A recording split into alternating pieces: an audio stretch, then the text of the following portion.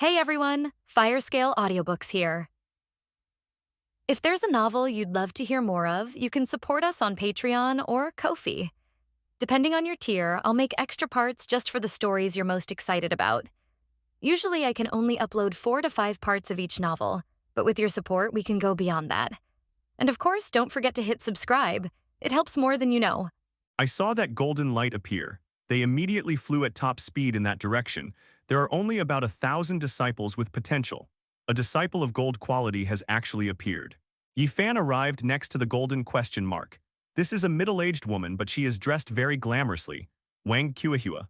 Bone age 35, spiritual root 15, earth spiritual root 35. With such ordinary attributes, how could he possibly be a gold-level disciple? Even disciples of green quality are stronger than her. Yifan observed carefully. The anomaly was finally discovered. The golden exclamation mark wasn't above her head. It was on Wang Kuehua's right shoulder. Yifan carefully examined her right side and finally discovered a black mole on her shoulder. Zhang Yalan. The parasitic ghost, after her father's death, Wang Kuehua, after seizing the family property, also wanted to marry her off to a 70-year-old rich man in the next village as a concubine. In her grief and anger, she jumped into a well and committed suicide. Because of her innate yin spirit, she transformed into a vengeful ghost and possessed Wang Kuehua. Spiritual Root 155, Yin Spiritual Root 177, stunningly beautiful. Hobbies, embroidery weaving, destiny, the ultimate yin body controlled by inner demons. The extreme yin body only needs yin spiritual energy to cultivate quickly, and the cultivation speed is doubled with yin spiritual energy. The ability to manipulate inner demons allows one to control the inner demons within other cultivators, turning them into their puppets. She turned out to be a woman born for demonic cultivation. It is extremely difficult to control even if we look at fate alone. However, Yi Fan didn't care. Of his 4 true disciples, none of them except for Huang Yufu were easy to control. The more destined a person is, the more difficult they are to discipline. This is obviously a very normal thing. If one is a docile lamb, one will not become a person of destiny, a child of fate. Yifan spoke, "Would you be willing to join my Moon Shadow sect?" Wang Kuehua happily replied, "This disciple is willing, this disciple is willing." Yifan, don't talk to me with the puppet you control. I'm asking you, Zhang Yalan. To see one's name spoken, Wang Kuehua's expression turned cold. It then returned to normal. He said, "Indeed, it's the work of an immortal. You saw through my hiding place within her at a glance." Although it was still Wang Kuehua who spoke, her voice had changed from that of a mature woman to that of a young girl. Zhang Yalan. If you want me to genuinely join your sect, you need to meet at least 2 conditions. Yifan, you say. Zhang Yalan, this physical body is too ugly. I need you to find me a very beautiful young body. I need to have a large amount of yin spiritual energy, as ordinary immortal sects don't have yin spiritual energy. Yifan, my immortal sect has the burial sand bones, so it won't hinder your cultivation. You don't need to worry about that. As for a beautiful physical body, I'll just go to the ascension platform to find one. Yifan sensed the burial location of the burial sand bones and gathered the nearby yin spiritual energy. Zhang Yalan inhaled the yin spiritual energy emanating from the burial sand bone into her stomach. This extremely yin spiritual energy was the perfect soil for her cultivation. Zhang Yalan happily said, "Okay, find me a perfect physical body and I'll join your immortal sect." Yifan used his divine sense to draw Zhang Yalan out of Wang Kuehua's body and carried her to wander in the sky above the ascension platform. Yifan immediately noticed a very beautiful woman, but she was different from ordinary women. A dark aura flowed within her. Nalan Wuxi. Bone age 17, spiritual root 15, finger spiritual root 20 with an ethereal appearance. The 9th daughter of the Nalan family, unable to cultivate the family's immortal cultivation manual, secretly joined the demonic path, using the skulls of living people to practice her skills. She has already dug out the skulls of hundreds of people alive and is treacherous and vicious. This physical body is quite good. If she were a kind person, Yifan would still have some inner trauma from having her body taken away by her disciple. This woman has killed hundreds of people in order to cultivate her demonic arts.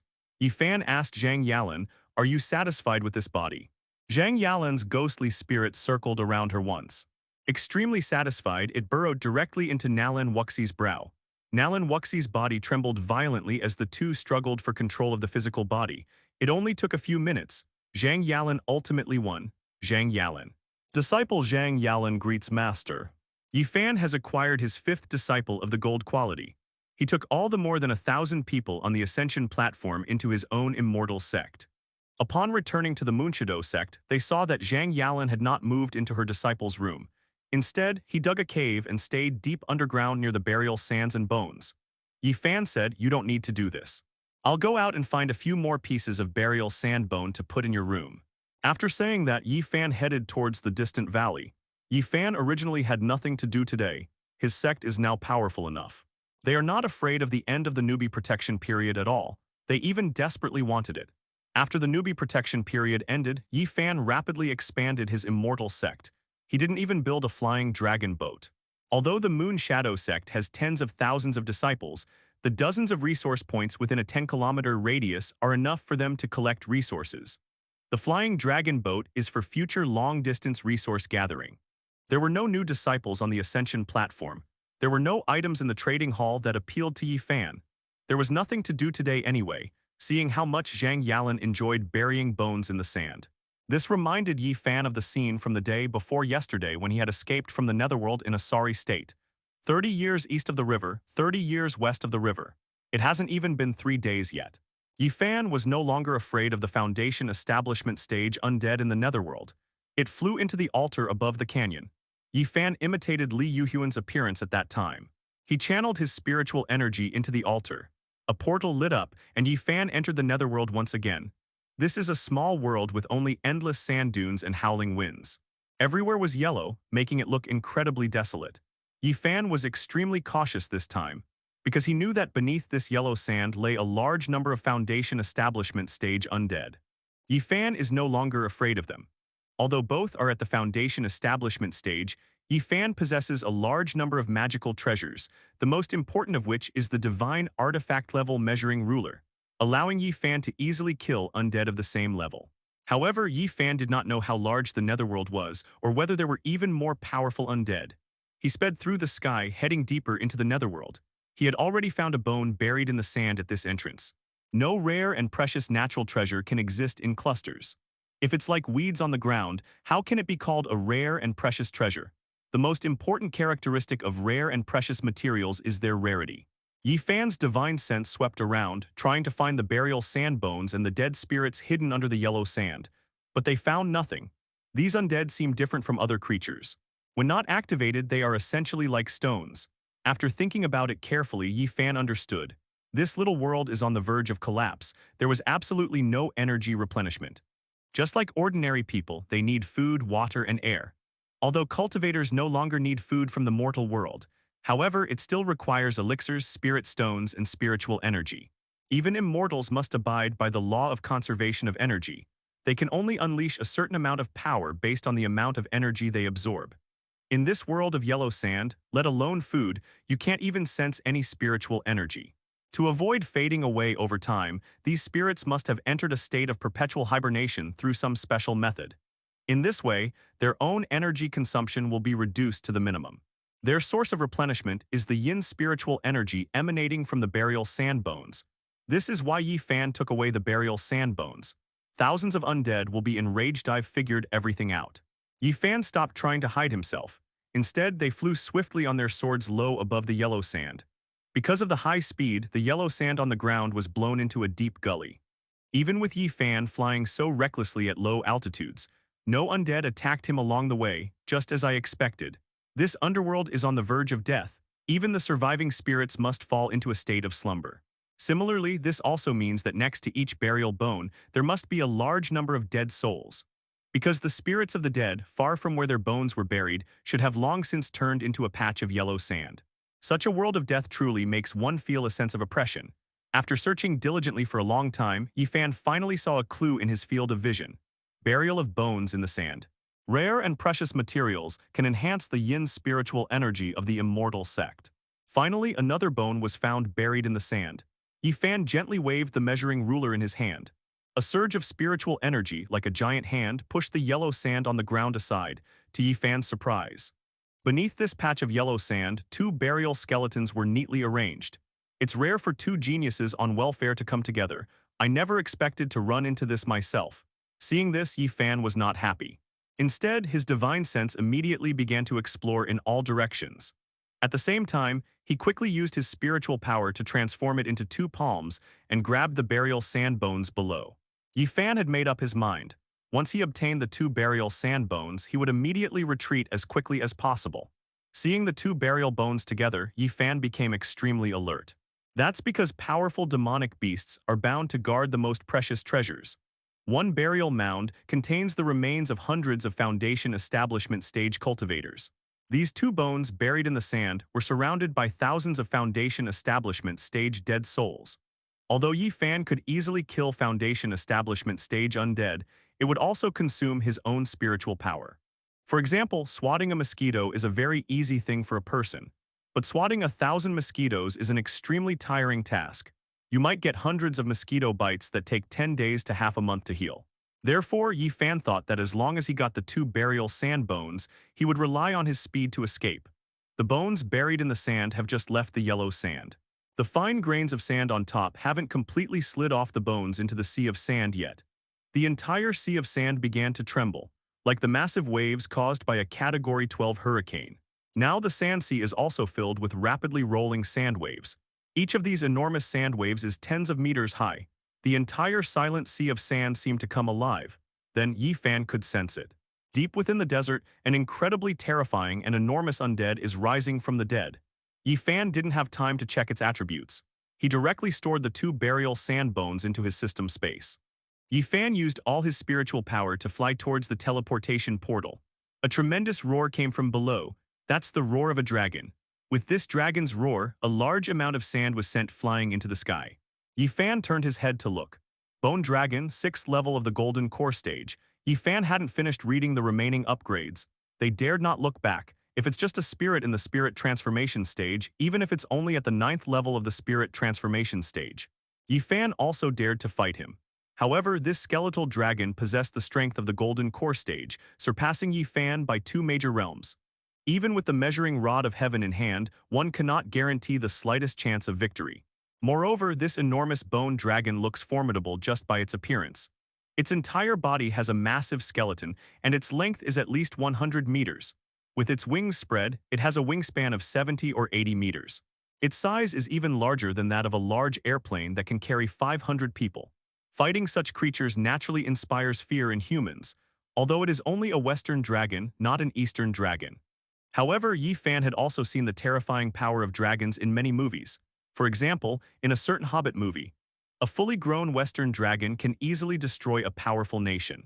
Dragons are creatures that are often accompanied by various magical abilities, such as fire breathing.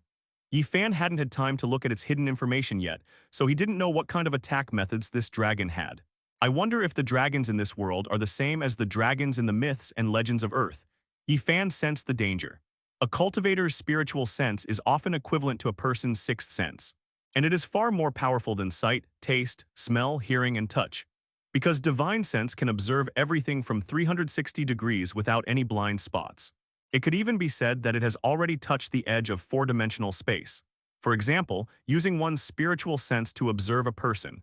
Not only can you see every detail of his appearance, but you can also see the condition inside his body. Such a feeling is incomprehensible to those without spiritual consciousness. It's like a two-dimensional being unable to know how three-dimensional beings survive. Yi Fan didn't need to turn his head to look. That will tell you. A sphere filled with powerful fire energy was flying rapidly toward him. It was probably a fireball cast by the bone dragon. Yi Fan took out the measuring ruler. He unleashed a powerful sword strike at the fireball behind him. The spiritual power within him was naturally far inferior to that of a bone dragon at the Golden Core stage.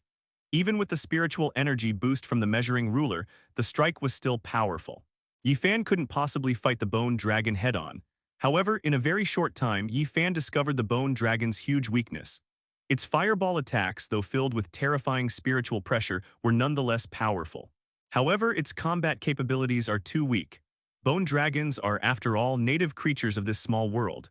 In such a weak world, there are not many powerful creatures, nor many martial arts techniques to be passed down. Yi Fan possesses the destiny of a sword god and the heavenly rank technique, the Azure Lotus Sword Dao. His mastery of spiritual power surpasses that of the bone dragon. On the measuring ruler, a blue lotus flower appeared. As Yi Fan unleashed his sword strike, the blue lotus flower rushed swiftly towards the distant fireball. The entire lotus flower spun rapidly in the air. Like a hard drill bit, it plunged headfirst into the fireball. As the blue lotus turned, the fireballs spewed out by the bone dragon began to spin rapidly in midair. The immense centrifugal force caused the already volatile fire elemental energy to scatter in all directions. The fireball's enormous size was rapidly shrinking. The vast sea of sand below was melted into lava lakes by the fragments of these fireballs. Their own attack had been successfully bypassed. The bone dragon wanted to fire another fireball. Yifan's measuring ruler has already unleashed its second azure lotus. This time, however, it wasn't a rapidly spinning blue lotus. Instead, it was filled with strange spiritual energy stirring up the entire universe.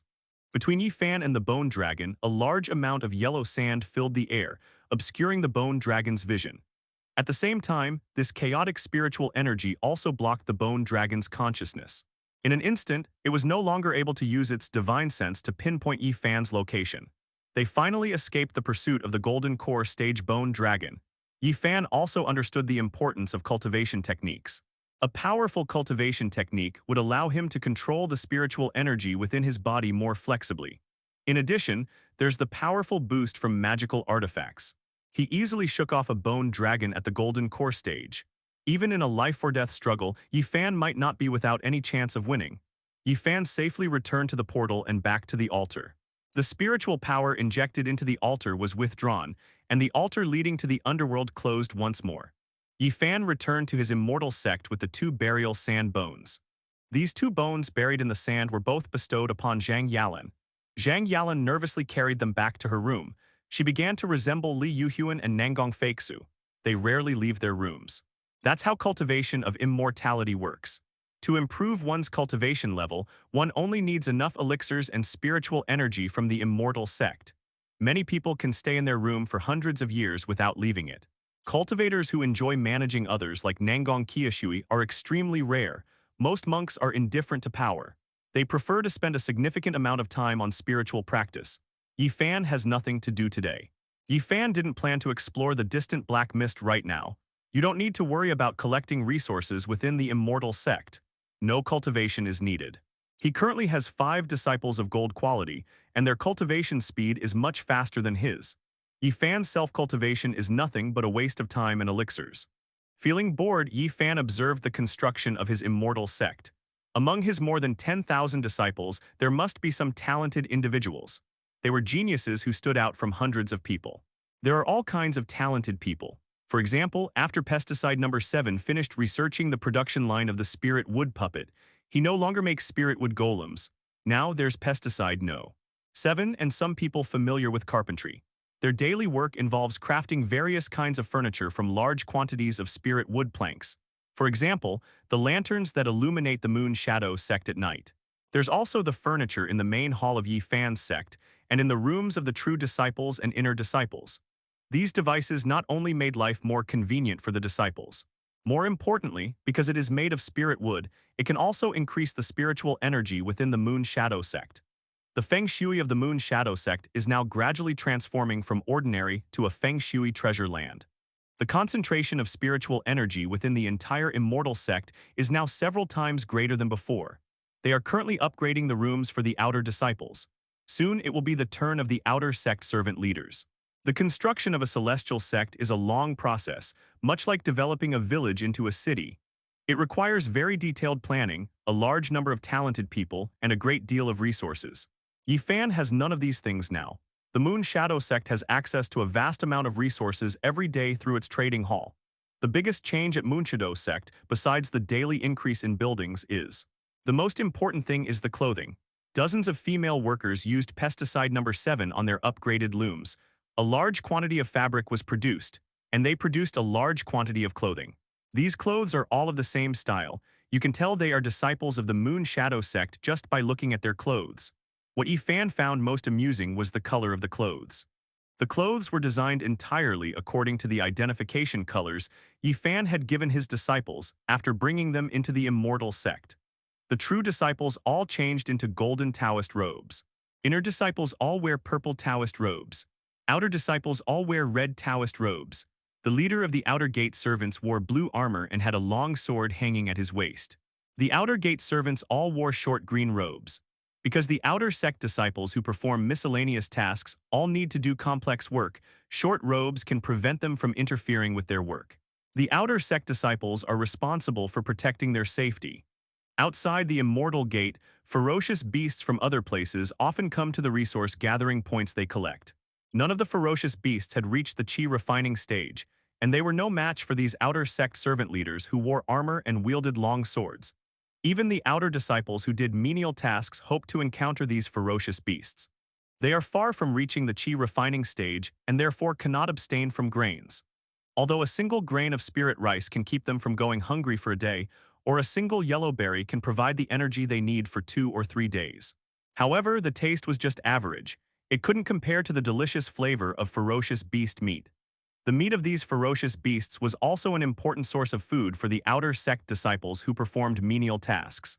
Looking at the outer sect disciples, whose daily meals included tigers and black bears, Yifan had never eaten meat on Blue Star. Yifan hadn't eaten for several days and didn't need to eat. Surprisingly, I actually felt hungry. Yifan then realized that, without realizing it, he had stopped living the life of an ordinary person. I've even gotten used to the feeling of not eating.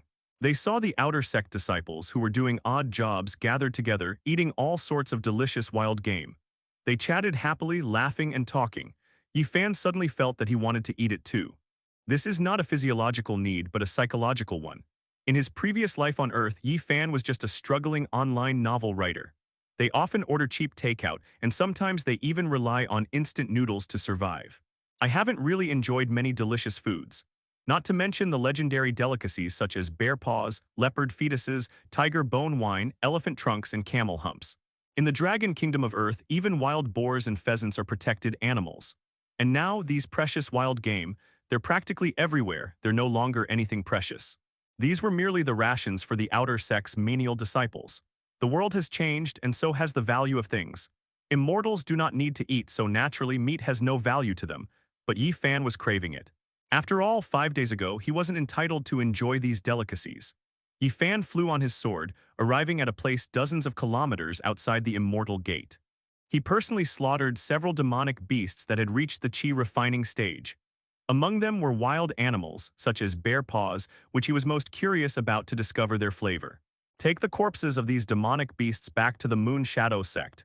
He said to Nangong Kiashui in the next room, Kiashui, arrange for someone to cook these demonic beasts into a delicious meal for me. I wish to have a meal today. Nangong Kiashui didn't ask any further questions. Since her master wanted to eat something delicious, she would simply arrange for someone to prepare it. During this period, Nangong Kiashui had already compiled statistics on the disciples within the Immortal sect.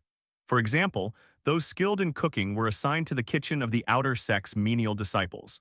Those skilled in carpentry followed pesticide number 7 to make furniture. Nangong Kiashui did not directly arrange for anyone to cook. Instead, he ordered pesticide no. 7 to immediately create brand new kitchen utensils and brought in the 3 disciples from the Moon Shadow sect who were most skilled at cooking. As the headmaster of the Moon Shadow sect, Yi Fan naturally could not use the kitchen of the outer sect's servants. This is extremely disrespectful to the head teacher. Yi Fan is a very approachable person. After all, he wasn't the kind of person who was high and mighty on earth. However, as a young lady from a prestigious family, Nangong Kiashui was best at maintaining her master's dignity in front of the servants. Naturally, Yi Fan shouldn't be treated the same as the outer sect's menial disciples. This is like having an emperor in ancient times. They felt it was necessary to cut back on expenses within the palace. His coat had a tear, so he decided to set an example by patching up the dragon robe. This was originally intended to be a good thing, promoting one's frugality. However, the eunuchs and palace maids under his command dared not simply sew on a piece of rag like common folk. It took 500 bolts of cloth to find a piece with the same pattern and size to carefully sew the patch on the emperor's dragon robe. The cost was more expensive than making 10 more identical garments for the emperor. Yi Fan is receiving the same treatment now. He suddenly felt like eating. This is no small matter. Pesticide number 7, along with dozens of disciples, hastily set up a kitchen in the inner city. He also personally designed a completely new set of kitchen utensils. A dozen or so inner disciples went out to find various ingredients. Besides the ingredients themselves, the most important factor in making a dish delicious is the seasoning. Yi Fan simply brought back the ingredients himself. He used to rely on takeout and instant noodles, so he had no idea how important the toppings were. Yi Fan only said one sentence. Over 100 disciples from the Moon Shadow sect were mobilized for this meal. Finally, after 2 hours, Yi Fan had grown impatient. Nangong Qiushui brought more than a dozen female disciples whose appearances met the requirements for the role. Holding exquisitely designed plates, she placed plates of fine food on the table in front of Yi Fan. Nangong Qiushui, Master, the food is ready. Would you like to listen to music and enjoy the dance while we eat? There's such enjoyment to be had. I never thought of that before. I've only seen it in TV dramas. In ancient times, princes and ministers would eat while enjoying music and beautiful women dancing in the hall. This is what true luxury is, Yi Fan. Granted. Yi Fan had barely finished speaking. There were a dozen or so female disciples who came to a corner of the hall, start playing the world's popular tunes. Although the style of the instruments and music is quite different from that of Blue Star. But music has one advantage. As long as it's good music, people of all races can enjoy it. These female disciples possessed exceptionally skillful playing techniques. This is also related to lifestyle habits. This world has no schools and no television, movies, mobile phones, or other forms of entertainment. They practiced musical instruments for at least 7 or 8 hours every day since they were little. Such an amount of practice time is something most earthlings cannot achieve. Their playing skills surpass those of many master-level instrumental experts on Earth. The dance performance in the hall was also very beautiful. These women were already stunningly beautiful, even more so than many celebrities. Furthermore, now that they have cultivated immortal techniques, many have already entered the chi refining stage. Whether it's their inherent dance skills or the various levels of movement they can perform after reaching the chi refining stage, none of them can compare to the dances of Earth. For example, a dance move where someone slowly rotates and falls from a height of over 10 meters. It frequently appears in martial arts movies. On Earth, it would require wire work to achieve this, but here, any disciple at the chi refining stage can do it easily. This is truly a wonderful experience. Yi Fan used ivory chopsticks to pick up a piece of bear paw that he had been longing for. Put it in your mouth and savor it carefully. This tastes a bit like braised pork. They all have that rich but not greasy, soft and chewy texture. Actually, the taste of bear paws is just so-so. Yi Fan pondered carefully why the nobles of ancient times loved this taste. After thinking about it carefully, I realized, in ancient times, pork was generally not eaten. Pigs in ancient times had many parasites and were not castrated, so they tasted very fishy and smelly. Even now in the West, pigs are slaughtered without being bled, and the meat still tastes fishy, foul, and unpalatable. Therefore, many nobles probably found the way bear paws were eaten, similar to braised pork, quite novel. Yi Fan found the most delicious food to be a type of bird meat. He didn't know the name of the bird. It looked like an eagle, but Yi Fan knew it definitely wasn't an eagle. It was smaller than an eagle.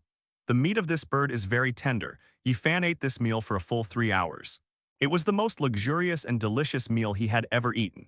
However, as the Moon Shadow sect grew stronger in the future, this was just a simple meal for Yi Fan. It wasn't until evening, when the sun was about to set, that this continued. Nangong Qiushui suddenly entered. Master, something terrible has happened. Yi Fan, what happened? Nangong Qiushui. Junior brother Huang Yufu said he took the treasure-hunting little demon to play outside the Immortal sect today, but they haven't returned since they left this morning. Upon hearing this, Yi Fan knew that the treasure-seeking demon and Huang Yufu wanted to search for the baby in the black mist. His 2 disciples were the most sensitive to wealth, but they still hadn't returned by late at night. Something has clearly happened.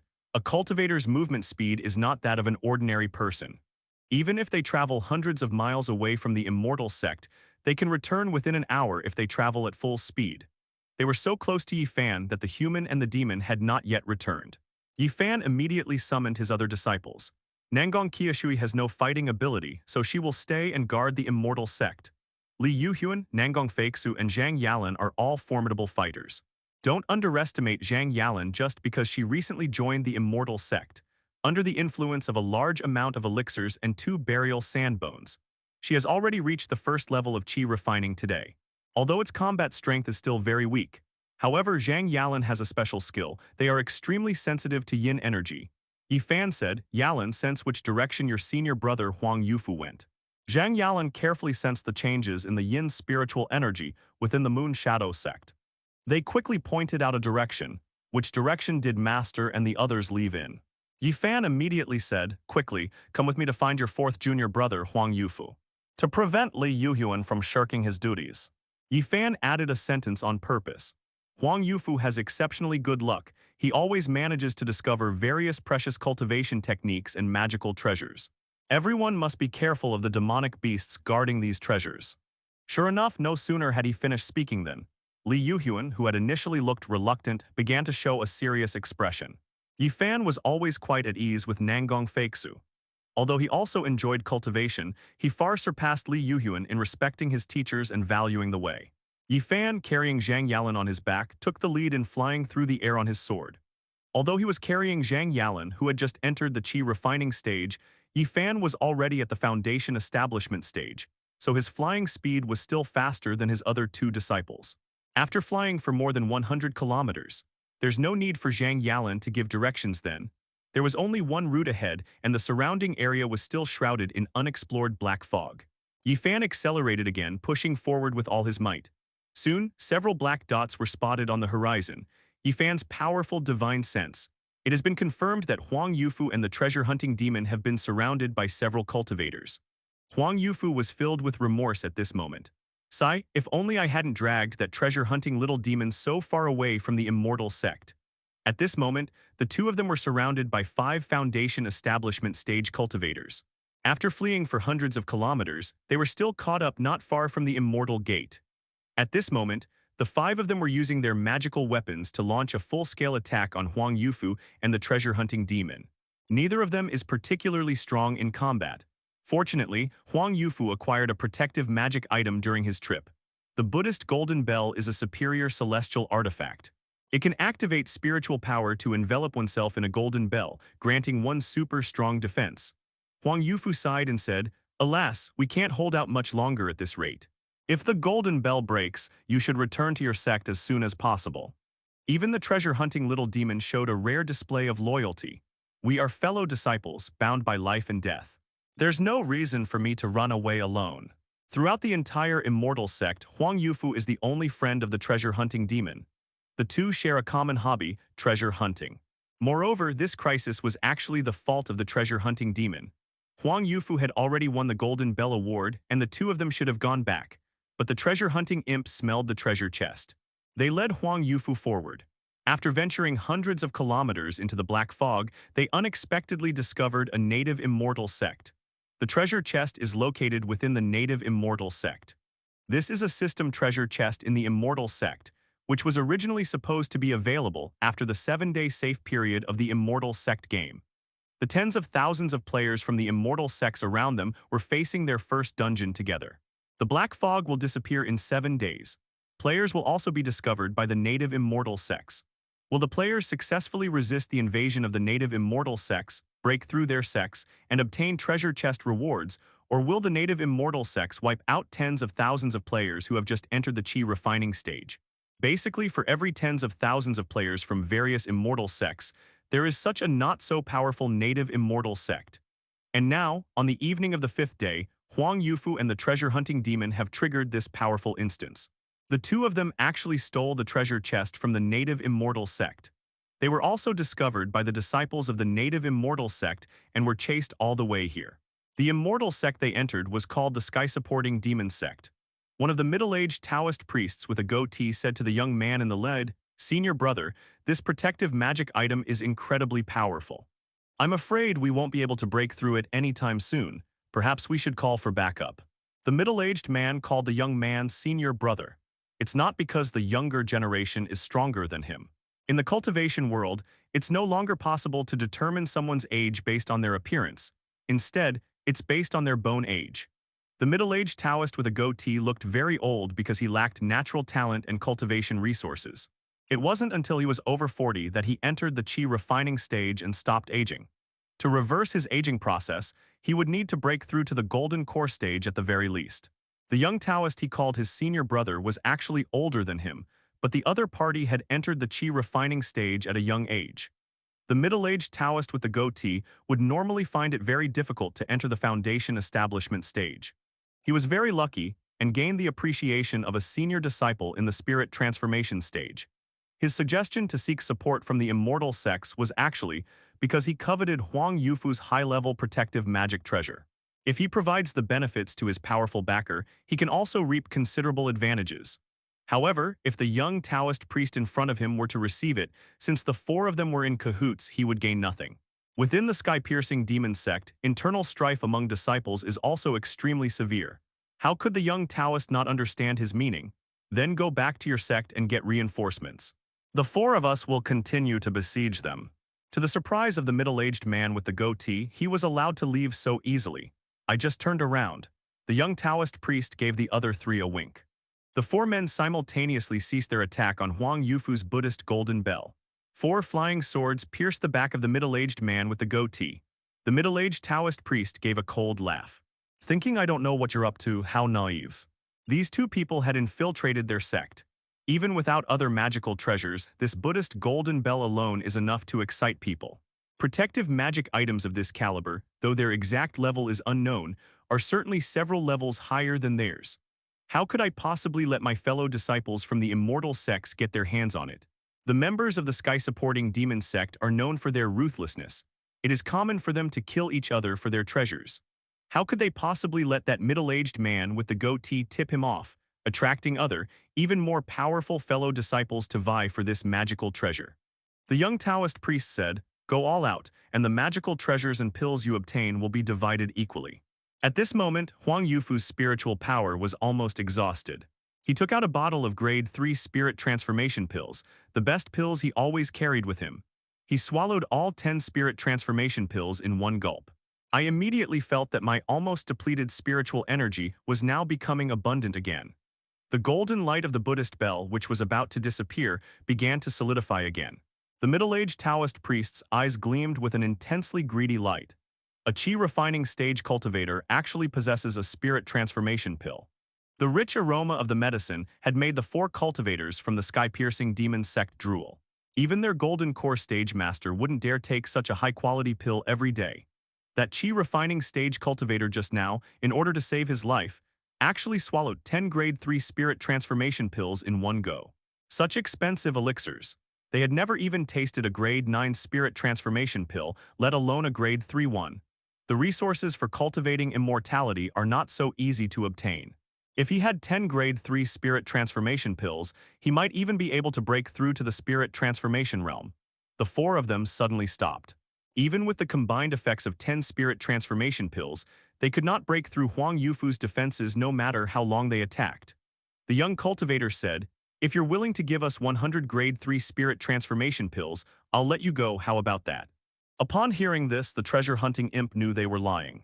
He hurriedly said, "Senior brother, don't believe them." Huang Yufu secretly gave him a wink. He said, "All right, I can give it to you, but how can I guarantee you'll keep your word?" The young Taoist priest said, "I swear to heaven, if I receive 100 grade 3 spirit transformation pills, I will not let you go. May you be struck by lightning." Huang Yufu, only a fool would believe such a vow. Young Taoist, then how will you believe? Huang Yufu once again took out a bottle of grade 3 spirit transformation pills from his storage space, opened the bottle, and let them smell the aroma. The four of them stared intently. This was an elixir that even their master couldn't enjoy. Huang Yufu said, "You all retreat 3,000 meters. I will place a bottle of pills on the ground. You cannot pursue me. Every 3,000 meters I run, I will drop a bottle of grade 3 spirit transformation pills. This way I can guarantee our safety, and you can also obtain the pills." "How about it? I'll see you." The four Taoist priests exchanged a few words in hushed tones. "Let's agree, otherwise, if he keeps taking those pills, we might not be able to break through his defenses for days. With these 100 grade 3 spirit transformation pills, all four of us can enter the spirit transformation stage." The remaining three Taoist priests all persuaded the young Taoist priest to agree. The reason is simple. Among the four of them, the young Taoist priest has the highest cultivation level. Even if the Buddhist golden bell is obtained, it will belong to the young Taoist priest. However, the spirit transformation pill is different. Even if the young Taoist priest gets the lion's share, they can still get a smaller share and everyone receives a satisfactory benefit. The young Taoist priest nodded in agreement. "We'll do as you say. We'll retreat 3,000 meters now, and you can leave behind a bottle of grade 3 spirit transformation pills." Huang Yufu smiled happily. According to his estimate, he is now less than 200 kilometers away from his immortal gate. If the spirit transformation pill can truly hold them off, they will soon be able to approach their own immortal sect. With the help of two senior sisters and their master, none of the four of them will be able to escape. Although Huang Yufu was not good at fighting, they're not stupid either. The two sides were already engaged in a blood feud. How could they let the other party off the hook? Once you have 100 grade 3 spirit transformation pills, the other party will eliminate you completely. What they didn't know was that they were not far from his path to immortality. Neither of them noticed. Four figures were on the horizon, rapidly approaching this direction. It was Yifan who had rushed here. Yifan told Zhang Yalan to stay behind. Her current strength is still too low. They are simply incapable of participating in battles at this level. Yifan said, "There are four people. I'll take two and you each take one of the remaining two, just try to hold them off. I'll come back to help you after I kill those two." 3 days ago, Yifan was no match for the two true disciples. But things are different now. Yifan has already reached the third level of the Foundation establishment stage, which is much higher than the two women's level. In addition, Yifan also possesses the destiny of a sword god and the powerful magic weapon, the measuring ruler. Their strength has increased several times over. Even the two female disciples combined couldn't defeat him. Upon hearing Yifan's words, Li Yuhyun was visibly taken aback. In her mind, Yifan was someone who wasn't good at fighting. They were incredibly brave today. Although she had some doubts, Li Yuhyun would not take the initiative to step forward and say that she had resisted two Foundation establishment stage cultivators. Cultivators are not like demonic beasts, although demonic beasts also have the same cultivation level. However, without magical treasures or cultivation techniques, they are no match for cultivators of the same level. The four people surrounding Huang Yufu are right in front of him. He's clearly a seasoned fighter who frequently robs other cultivators. Furthermore, he surpassed Li Yuhyun by a whole realm. She is a cautious person and would not be overconfident. In addition, she also wanted to see her master's true strength and what hidden methods he had. Yifan said in a low voice, "Make your move." The measuring ruler was activated, and many blue lotuses danced in the air. The blue lotus blossoms quickly approached the four people below. They were completely unable to dodge and instantly turned into four clouds of blood mist. It's that simple. Even Yifan himself was shocked. So easy, so simple, and the opponent is four Foundation establishment stage cultivators. They also carried magical artifacts, each possessing a flying sword of unknown grade. He was instantly defeated by himself. Yifan hadn't considered that their flying swords were merely low-level magical artifacts. They were just young cultivators possessing only a low-grade spiritual weapon.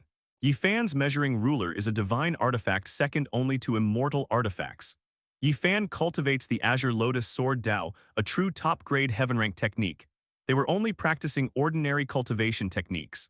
Both sides were Foundation establishment cultivators, but Yifan far surpassed the four of them in terms of magic weapons, cultivation techniques, and the destiny of the sword god. It's perfectly normal to achieve a one-hit kill when going all out. At that moment, Huang Yufu saw four enemies suddenly killed. Looking up, I saw Yifan and his two senior sisters. He hurriedly knelt down to pay his respects. "Thank you, Master, for saving my life. I almost died at their hands."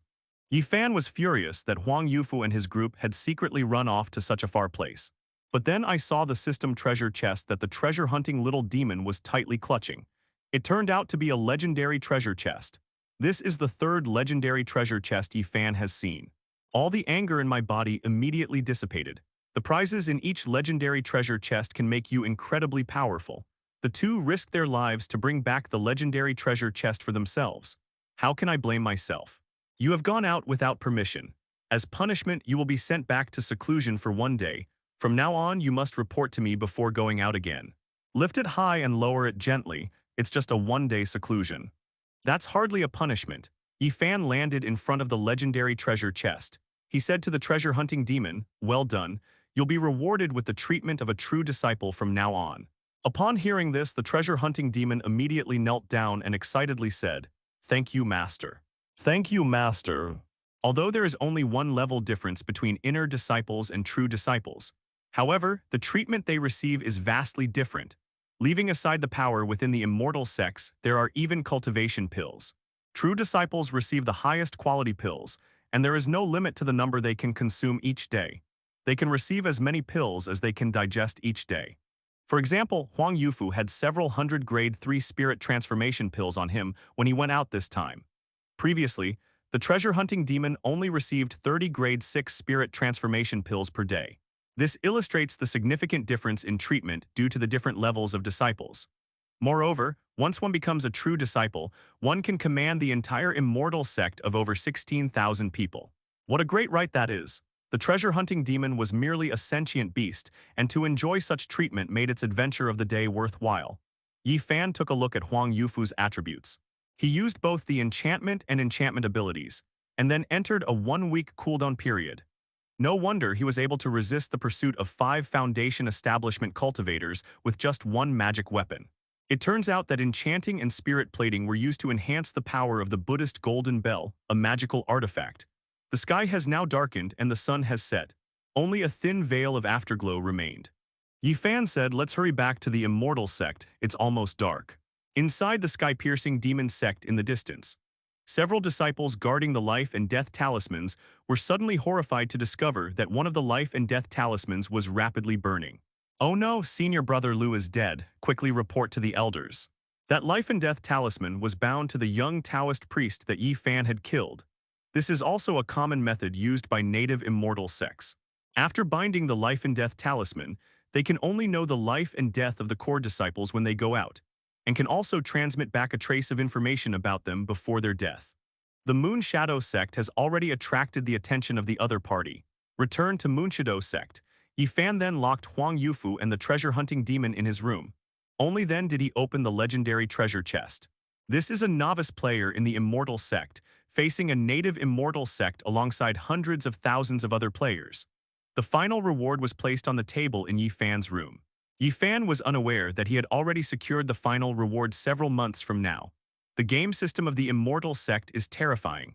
He not only sent billions of people from Earth into this world. Furthermore, next to hundreds of thousands of people, they placed a not-so-powerful but much stronger native Immortal Sect. After the new player protection period ends, players will be attacked by monsters near resource points.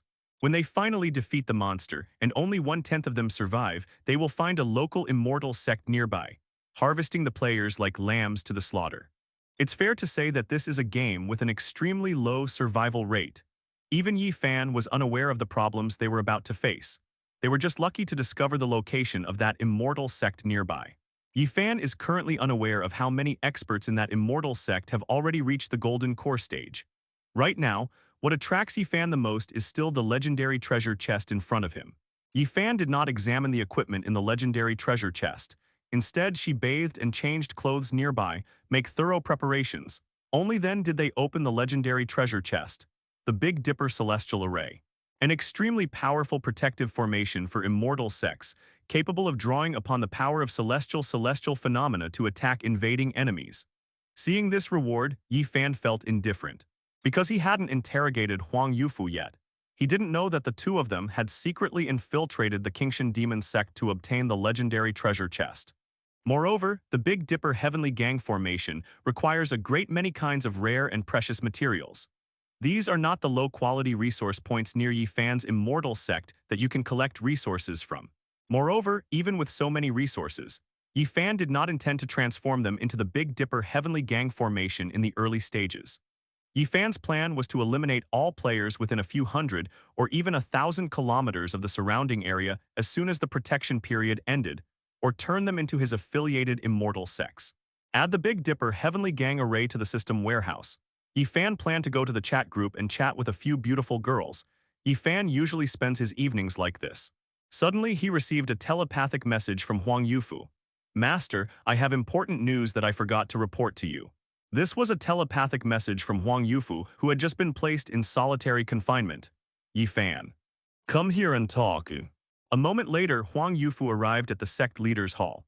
The spacious main hall, spanning several thousand square meters, contained only Huang Yufu and Yi Fan. Yi Fan felt extremely lonely.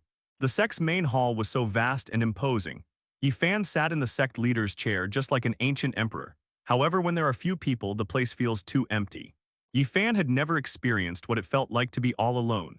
Huang Yufu quietly recounted what had happened that day. It tells the story of how he followed the treasure-hunting demon into the sky-piercing demon sect, infiltrated their immortal sect, and stole the legendary treasure chest. However, they were still discovered when they left the sky-piercing demon sect. Fortunately, they discovered that all 5 of their disciples had already been killed by Yi Fan. The remaining members of the sky-piercing demon sect did not know the exact location of Yi Fan's Moon Shadow sect. Yi Fan immediately took it seriously. Unexpectedly, there was a powerful native immortal sect just a few hundred kilometers away from their own sect. According to Huang Yufu's estimate, there are several elders with the strength of the Golden Core stage within their immortal sect. This is difficult. If it were someone in the spirit transformation stage, Yi Fan would be confident he could handle it. However, if someone at the Golden Core stage has a lot of magical treasures, Yi Fan might really be no match for them. How to deal with the sky-piercing demon sect? Yi Fan thought about it carefully. Now there are only two options. First move, since they now know the location of the sky-piercing demon sect. First, keep your own sect away from them. Relying on the cultivation speed of their disciples, at most 1 or 2 months, some of them will be able to break through to the spirit transformation stage. At that time, Yi Fan was determined to win a battle against the sky-piercing demon sect. However, there is a huge danger involved. It refers to the numerous players from the various immortal sects surrounding you. Yi Fan didn't care whether they lived or died. In such a dangerous world, anyone with an excessive sense of compassion is destined not to live long. Yi Fan was worried that the players from the other immortal sects might be defeated by the sky-piercing demon sect. The elixirs and magical treasures in their hands became the property of the sky-supporting demon sect. There are at least 100,000 players around me, even if only 10,000 people survive the protection period. However, each of these 10,000 players has some trump cards to save their lives. If all these players are defeated by the sky-piercing demon sect, then all the magical treasures, elixirs, and resources they possess will belong to the sky-piercing demon sect. Inevitably, some players will have exceptionally good luck. They also possess incredibly powerful magical weapons. By then, the enemy will become stronger while they themselves will become weaker. The battle against the sky-piercing demon sect will become extremely difficult. Thinking about this, Yi Fan made up his mind he couldn't back down. Quitting means losing a lot of resources from other players. This was something Yi Fan could not tolerate. Moreover, those who cultivate immortality are inherently contending with heaven, with earth, and with other people. I backed down when faced with this crisis. How could one possibly achieve ascension to immortality in the future? Thinking about this, Yi Fan made a decision. Nangong Qiushui was summoned. Starting today, all disciples are to cease their field-gathering missions. Lu Ban no. 7 is ordered to mass-produce weapons. Every outer sect servant disciple must be equipped with a weapon. Nangong Qiushui. Master, with all the materials available to the immortal sects except for spirit wood, they won't last very long before they're exhausted. Yi Fan. It won't take long, I will launch the war in 3 days. Upon hearing this, Nangong Qiushui stopped asking questions. She didn't care who the Moon Shadow sect was going to war with or who their enemy was. She believed that since her master had decided to wage war, he must be certain of victory. Although Master doesn't manage the miscellaneous affairs within the immortal sect, he is a cautious person and also a person of great ability. Otherwise, who could acquire so many supplies in just a few days? A full-scale war between the immortal sects was the method Yi Fan had come up with. Since the immortal sect players around him couldn't possibly defeat that native immortal sect, they realized that. They awaited the slaughter of the native immortal sects. I'd rather do this myself. He has so many exceptionally talented disciples. If they acquire a large number of magical treasures, they can rely on their overwhelming numerical advantage. Defeating the sky-piercing demon sect in the early stages is not an impossible task. Yi Fan didn't join the chat group or chat with the women today, because he was thinking about something. The war between two powerful immortal sects is a matter of life and death. One wrong step in the calculation could lead to total defeat. Yi Fan wouldn't be flirting with several beautiful women on the eve of a major battle. He wasn't the king of Zhou, who would risk losing his entire kingdom just to win a smile from a beautiful woman. Yi Fan didn't even look at the private chat messages in the Immortal Sect game. This struck the 5 women in the chat room as very strange. They all asked each other what had happened to Yi Fan. However, Yi Fan did not reply to their private messages, so naturally no one knew what he was planning to do. Early the next morning, Yi Fan produced 4 flying dragon boats. A new order was issued to Nangong Qiushui. I'm giving you 1 day to set up giant crossbows on these 4 flying dragon boats, and to ensure that all the outer sect disciples, even the menial ones, learn how to fight on these flying dragon boats. Nangong Qiushui was so surprised that her jaw dropped when she saw the 4 enormous ships that suddenly appeared. She was unaware that Yi Fan had purchased the blueprints for the flying dragon boat, which would allow him to build it. They still believed that their master had created the giant dragon boat using immortal magic. These dragon boats are 500 meters long and 200 meters wide. It's even larger than the mothership of Earth.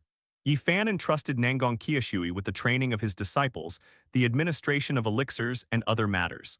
He rode on his flying sword and began to explore into the black mist. Today, he not only needs to explore the terrain within a few hundred kilometers, but also the various player sects hidden within the black fog. Yi Fan is currently exploring the black mist at a very fast pace. He doesn't need to search for resource points, nor does he need to find treasure chests or monsters in the black mist. What Yi Fan needs to do now is to determine how many players from the Immortal Sects are around him and where their coordinates are. Yi Fan's reckless behavior.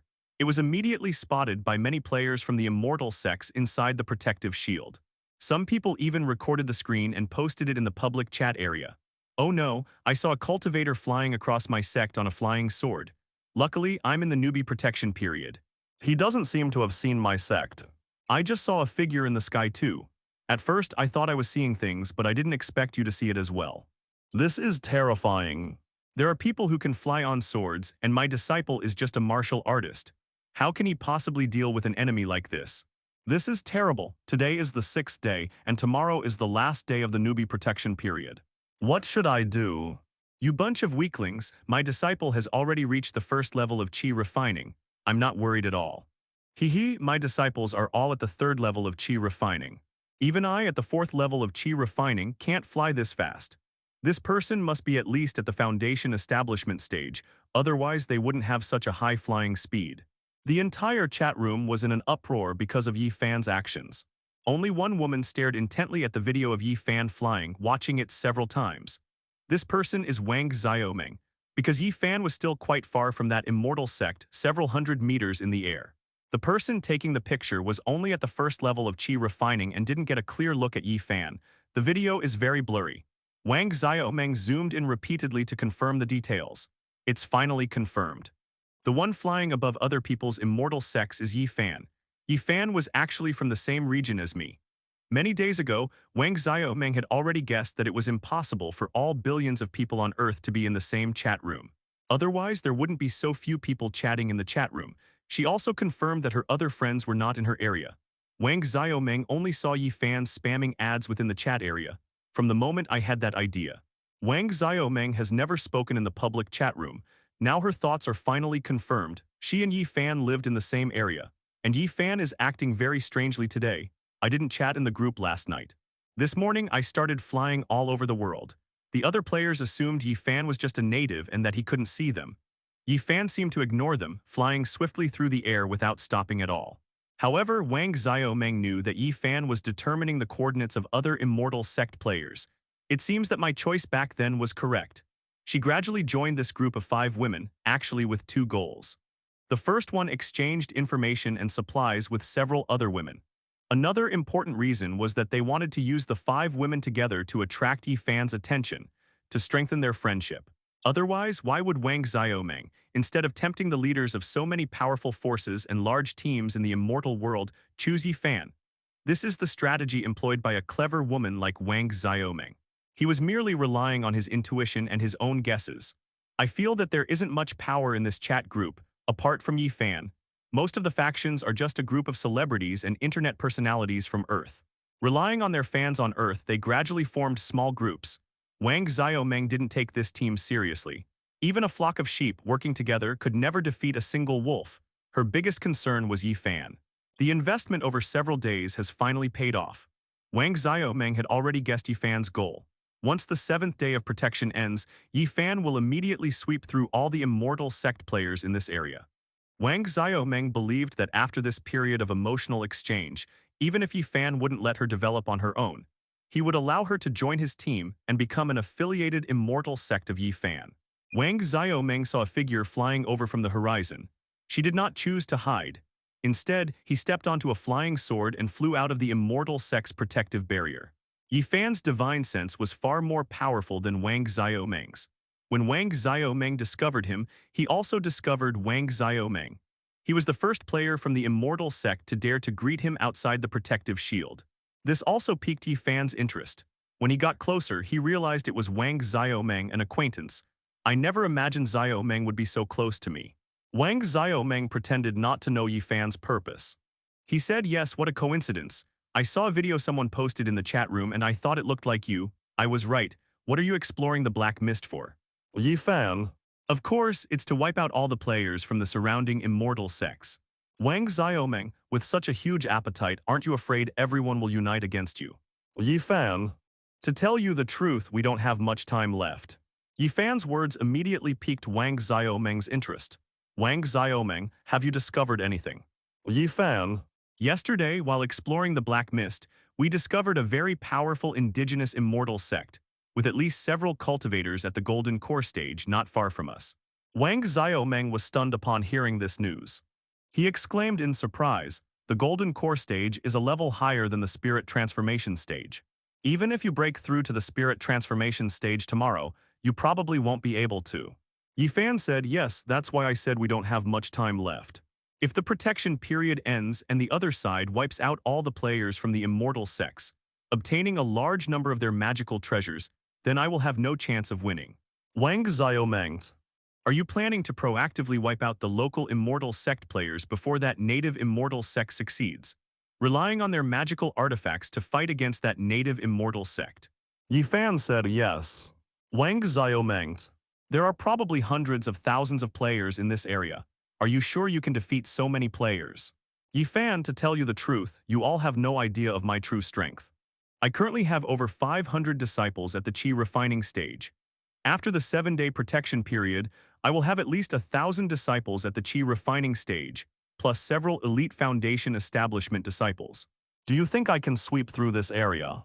Upon hearing Yi Fan's words, Wang Xiaomeng gasped. She had always thought Yi Fan was very powerful, but she never imagined that he would be so terrifying. 1,000 disciples at the Qi refining stage, what a terrifying number. Let alone disciples in the Qi refining stage, most players don't even have 100 disciple huts. In other words, they don't even have 100 martial arts disciples. Yi Fan already has at least 1,000 disciples at the Qi refining stage. This is a skill level thousands of times greater than that of ordinary players. This is like a whale in a pay-to-win mobile game who has already spent tens of thousands of dollars, dealing 999 damage in one hit to ordinary non-paying players, while the opponents barely scratch him. Wang Xiaomeng said, Brother Yi Fan, could you please spare me? I don't want you to attack my sect. Yi Fan, now that you've become my subordinate immortal sect, you're in charge of dealing with the immortal sects of these dozens of players around here. I've already checked them with my divine sense. Their strength isn't that great. Wang Xiaomeng, I'm just a cute girl and you actually want me to be your henchman. Yi Fan, my sect doesn't tolerate useless people. No matter how many players you kill, all their magical treasures and elixirs are yours. Hearing Yi Fan's answer, Wang Xiaomeng no longer pretended to be a pitiful and naive girl. Wang Xiaomeng said seriously, okay, deal. My dear immortal king, I guarantee I'll wipe out all the players from the surrounding immortal sects, leaving none behind. Yi Fan took Wang Xiaomeng into his affiliated immortal sect. A new feature module appeared on his immortal sect game system, attached Immortal Sect Management. It contains features such as viewing the location of Wang Xiaomeng's immortal sect and having private chats with her. After doing all that, Yi Fan said, I need to collect the coordinates of other immortal sect players. You also need to actively prepare for battle. Here are 100 grade 1 spirit nourishing pills. I'm leaving now. Looking at the 10 medicine bottles in his hand, he hadn't expected Yi Fan to be so powerful. He's already capable of refining first-grade spirit nourishing pills. No wonder his immortal sect has so many Qi refining stage disciples. My choice was right. From the first day I discovered Yi Fan, I felt that he was no ordinary person. He was the strong man she needed most. She is a very intelligent, wealthy, and beautiful woman with a shrewd mind. Deep down, Wang Xiaomeng always longed for an incredibly powerful man who could conquer her. She felt that she had now found the man who could conquer her. Watching the figure disappear into the horizon, Wang Xiaomeng felt her heart pounding. Yi Fan had no idea that Wang Xiaomeng had so much inner drama. All he wants now is to quickly find the coordinates of more immortal sects. At the same time, Yi Fan was also glad that he had been lucky enough to purchase the blueprints for the flying dragon boat. The chief disciple has over 16,000 disciples. Not to mention that they can't even enter the Qi refining stage yet and don't have the ability to fly.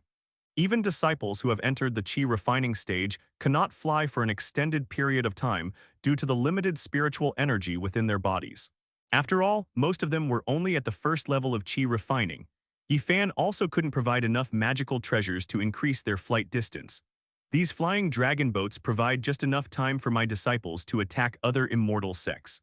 What he lacks most right now is time. This area is truly enormous. It is so enormous that it is unimaginable on Earth. A distance of 1,000 kilometers can span several provinces. But here it's only about 20 players' distance. At the same time, Yi Fan also learned that his position in the Immortal Sect was not good, because it's near the edge of the player area. It is very close to the location of the sky-piercing demon sect. Yi Fan will be among the first players attacked by the sky-piercing demon sect after the protection period ends. It is also a kind of luck. Yi Fan could clear out all the immortal sects near the sky-piercing demon sect in advance. In this way, the sky-piercing demon sect will be unable to detect other immortal sect players in a short period of time. The strength of the sky-piercing demon sect could not be increased rapidly. It has both advantages and disadvantages. If Yi Fan hadn't been able to see hidden attributes and used that ability to obtain a large amount of resources, it would be very difficult for them to survive next to the sky-piercing demon sect. It can be said to be a stroke of luck amidst misfortune. 3 hours later, Yi Fan had to change direction. After spending half a day, they hadn't even finished exploring one direction of the player group.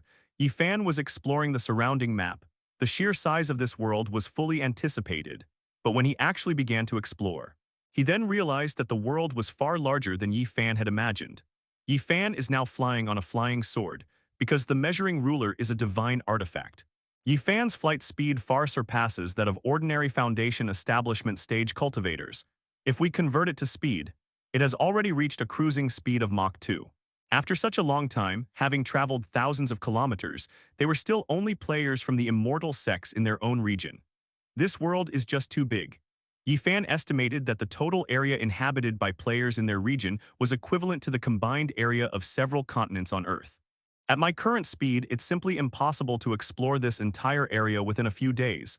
Since it differed greatly from Yi Fan's prediction, the plan naturally needs to be changed. Such a large area. Yi Fan naturally didn't need to eliminate all the players in this area on the first day. All you need to do is eliminate players within 1,000 kilometers of the sky-piercing demon sect. It would be difficult for them to find other players from other sects in a short period of time. Yi Fan changed direction and began to return towards his immortal sect. In the process, Yi Fan had already explored a large amount of territory.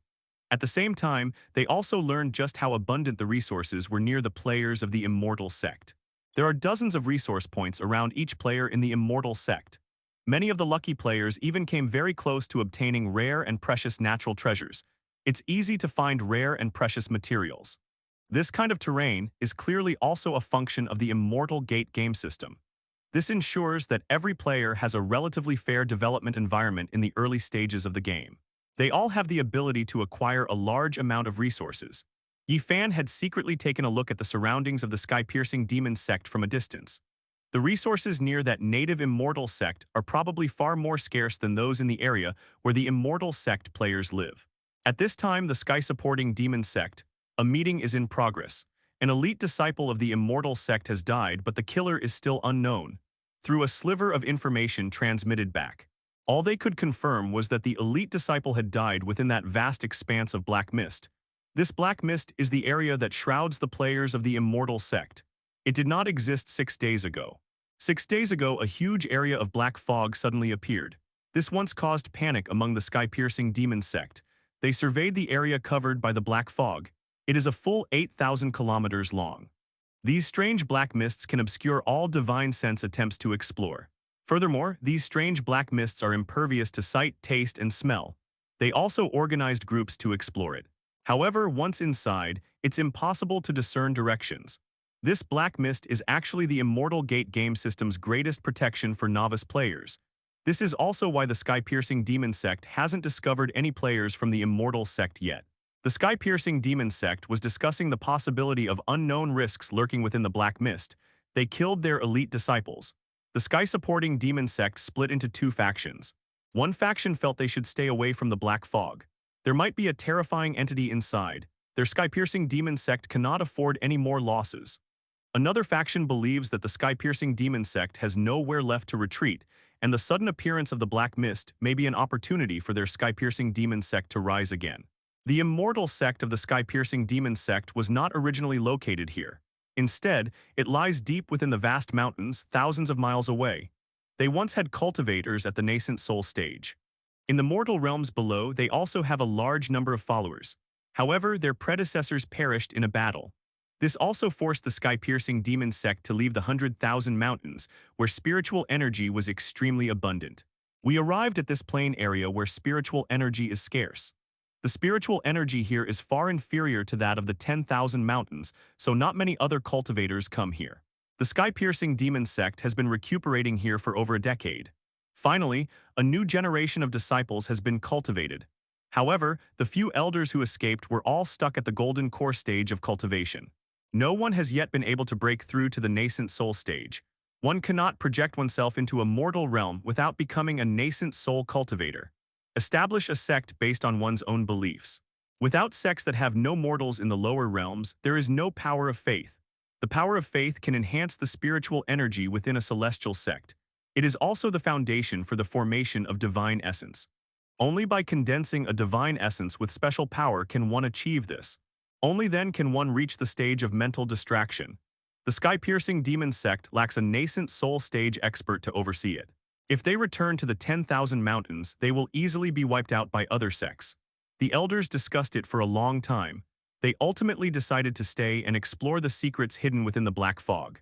This provided a glimmer of opportunity for the rise of their sky-piercing demon sect, chatting in Yi Fan's area. A video has been discovered showing a master flying through the immortal realm. It spread to other areas in a very short time. After all, Yi Fan had already found tens of thousands of players from the immortal sects in just one day. Many of them are friends from other regions. They exchanged messages. It immediately spread among players of various immortal sects. Lockheed Martin, what were the results of your analysis? Analyst, according to our calculations, it would take at least 10 disciples possessing magical treasures to contend with him. Lockmartin slammed his fist on the table, smashing through the thick wooden surface. Clearly, Lockmartin's skill level is already at the late stage of chi refining. His progress during this period has been tremendous. However, upon seeing the enemy's strength, Lockheed Martin still felt a strong sense of powerlessness. The Locke family began to act swiftly. There's only one day left in the new player protection period. They are beginning to reinforce the immortal sect's defenses. There is no way to confront them head-on. Their approach was to delay, gather strength, and then encircle and annihilate. The weak are limited by their limited means. The strong can easily use various methods and can even overcome 10 techniques with brute force. Queen Elizabeth III. She sat at the round table in the hall, surrounded by the leaders of her knightly orders. Have you seen this video? What do you think? One of the knights' leaders said, I think we should change our plan. Facing the potentially unknown lanes, we should focus on defense initially, rather than offense. The other knight leaders also agreed with his statement. Queen Elizabeth III stood up and slammed her hands on the table. He declared loudly, I think quite the opposite. We should attack the Alexander family immediately after the Immortal Gates protection period ends. Only by acquiring more wealth will we have a greater chance of overcoming this unknown risk. Unexpectedly, Queen Elizabeth III possessed such a strong resolve. The leaders of the various knightly orders did not rush to speak. Instead, it was to calculate whether Elizabeth III's opinion was feasible. Finally, the leader of a knightly order stepped forward and declared loudly, I agree with your highness's point of view. Upon seeing this, the leaders of the other knightly orders also cast their votes in favor.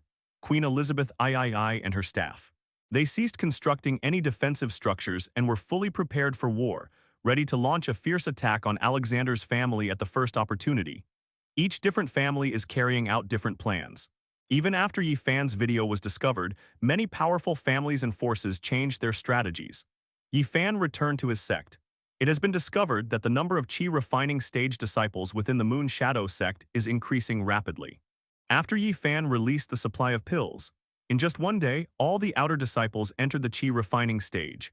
More than half of the outer sect servants' leaders have also reached the chi refining stage. After all, even the outer sect servants were blue-quality disciples. In this early game period, when most players in the Immortal sect find it difficult to even obtain a green-quality item. In Yi Fan's Immortal sect, blue quality only barely qualifies him as someone who isn't at the very bottom. With the help of a massive amount of pills, Yi Fan was confident that he could get at least 1,000 or so outer sect servants into the chi refining stage. It's not just because there are enough pills. but also because the concentration of spiritual energy in the Moon Shadow sect is now hundreds of times that of the first day. The entire Immortal sect was built using a large amount of spiritual resources, along with a mountain-suppressing stone and a golden dragon symbolizing fortune. The spiritual energy within Yi Fan's Immortal sect has far surpassed that of many ordinary native Immortal sects. This is also the source of Yi Fan's confidence. By the end of the seventh day of the safe period, one can have thousands of disciples at the Qi refining stage. Upon returning to the Immortal sect, Yi Fan saw that the flying dragon boat had undergone tremendous changes. There were many giant ballistae on it, each one extremely large. It is 5 meters wide and 10 meters long, and the crossbow bolt on it is 15 meters long. The tip of the crossbow bolt is made of a variety of materials. Among them were sturdy iron arrowheads and copper arrowheads soaked in oil. There are also crystal arrows that can explode. It possesses a variety of different attack methods. Currently, there are several thousand outer sect disciples on each of the 4 flying dragon boats. They are training on how to operate crossbows. Arrows rained down on the distance. Then came a cloud of dust. Yi Fan observed them from the sky for a long time. Both their orderly battle formation and their high morale proved that this was a highly effective fighting force. Yi Fan was very satisfied with Nangong Qiushui. Such a strong army can be trained in just one day. This is not entirely due to Nangong Qiushui's efforts. Many of the outer sect servant leaders have entered the Qi refining stage today, enabling them to fly without external assistance. This scene deeply shocked every outer sect servant disciple. If they were inner disciples, they would be more talented and enjoy several times more resources every day, so they wouldn't be as shocked. However, the outer sect servants, whose resources were only slightly better than theirs, had already had some members break through to the Qi refining stage, which made them feel that they could also become immortals soon. Naturally, I'm working very hard today. The 7th day has arrived. Nangong Qiushui reported to Yi Fan well in advance. Master, if you continue distributing pills in such large quantities, we won't have enough of our low-grade pills. Yi Fan's Immortal sect currently has a total of 3 alchemy furnaces. The main force is naturally Nangong Qiushui's alchemy furnace. Her main product was the spirit transformation pill. As for the other 2 alchemy furnaces, the other disciples could only refine spirit-nourishing pills. After 2 days of practice, they could only produce 3rd-grade spirit-nourishing pills. Most importantly, the production of elixirs is still low. They did not have the same powerful destiny as Nangong Qiushui. On average, each batch can only produce 70 to 80 grade 3 spirit-nourishing pills. The disciples worked around the clock to refine elixirs. It's barely enough to meet the needs of the outer sect's menial disciples for one day. As for the leaders of the outer sect's miscellaneous servants, they were very lucky. Yi Fan's Immortal sect still has a large number of spirit-nourishing pills, which they can consume. This is why today, a leader of the outer sect's miscellaneous servants has advanced to the Qi refining stage. The inner disciples began taking the spirit transformation pill. This all happened some time ago when Nangong Qiushui's alchemy skills were not yet advanced enough. Refined spirit transformation pills of grade 3 or lower. Many inner disciples have now cultivated to the 5th level of the Qi refining stage. Li Yuhuan and the Nangong sisters, who have made the fastest progress in cultivation and have no shortage of top-grade pills, have both reached the 9th level of the Qi refining stage and may break through to the foundation establishment stage at any time. Yi Fan's current Immortal sect. A strange phenomenon has occurred. The supply of low-grade spirit-nourishing pills is almost exhausted. However, there is still a large reserve of high-quality spirit transformation pills. Yi Fan learned about the situation in detail. The order was issued. Distribute all the high-quality pills to the outer sect's menial disciples and their leaders. Don't refine any spirit transformation pills today. Instead, refine some spirit-nourishing pills to meet the needs of the other disciples. Nangong Qiushui. But Master, if a large number of outer sect disciples enter the Qi refining stage, how can we, the few true disciples, who haven't even reached the foundation establishment stage yet, suppress their numbers of tens of thousands? Nangong Qiushui's words reminded Yi Fan. This is a world where strength reigns supreme. There is a world of difference between Qi refining stage disciples and martial arts disciples. A small number of privileged individuals have reached the Qi refining stage. Even the leaders of the outer sect's miscellaneous servants each manage dozens of outer sect disciples. Therefore, they will all obey the orders of the Immortal sect. However, if all the high-grade pills are distributed to the outer sect's menial disciples, their strength was not much different from that of the outer sect servants and even the outer sect disciples. Why should they still be suppressed to the lowest level? most importantly. Their identities were predetermined when they joined Yi Fan's immortal sect. There was absolutely no chance of promotion. This is even more terrifying than the feudal dynasties on Earth, where it was extremely difficult for children from poor families to rise to prominence. Ordinary people still have a chance to turn their lives around. However, in Yi Fan's immortal sect, their level was determined by their talent the moment they entered. Cultivating immortality is an incredibly long process. A slight difference in talent, when viewed over a period of 100 years, becomes an incredibly terrifying gap. In other words, an outer sect servant disciple will always remain an outer sect servant disciple. The leader of the outer sect servants will always be the leader of the outer sect servants. Outer disciples will always be outer disciples. Their identities were determined the moment they entered the immortal sect. If we increase the resources available to the lowest level outer sect disciples now, those in the upper echelons no longer had the absolute advantage to suppress them. Yi Fan then realized, I cannot regard the game Immortal Gate as a video game on Earth. In video games, disciples have no emotions, they only obey the player's commands, and in this world, all the disciples are living, breathing human beings. They have their own emotional needs and their own way of thinking. My initial plan was to build an army of tens of thousands of chi refining stage disciples. He wanted these disciples to sacrifice their lives to help him hold off the golden core cultivators of the sky-piercing demon sect. That idea is a bit naive. Enter the world of this immortal game. If Yi Fan really treats all of this like a video game, that would be a huge mistake. Yi Fan finally understood a sentence in the ancient book. The emperor and the people govern the world together. A monarch who thinks of the people as the entire nation wants to harm the interests of powerful families and ensure that ordinary citizens live well. As a result, it was opposed by the entire court of officials. Only then did the monarch realize that the emperor and the people jointly govern the world. This refers to the interests of powerful and wealthy families, or at the very least, those from humble backgrounds. In modern society, many people believe that owning a house and a car equates to being from a poor family. This understanding is actually incorrect. Among Confucius's 3,000 disciples, there was one extremely poor man who owned 500 acres of land in the suburbs of the capital of Lu. Only those who own 500 acres of land can be called poor families. It's difficult for a poor family to produce a successful son. This saying came from a 7th-ranked county magistrate who felt that his son was very learned, but he would never become the top scholar in the imperial examination. Yi Fan now understands this principle. In a cultivation sect, it's impossible to distribute all resources fairly. You can't control everyone. Even Nangang Qiushui, skilled in political maneuvering, could not control everyone. What they can do is ensure that a powerful interest group is used to suppress and command the rest of the majority.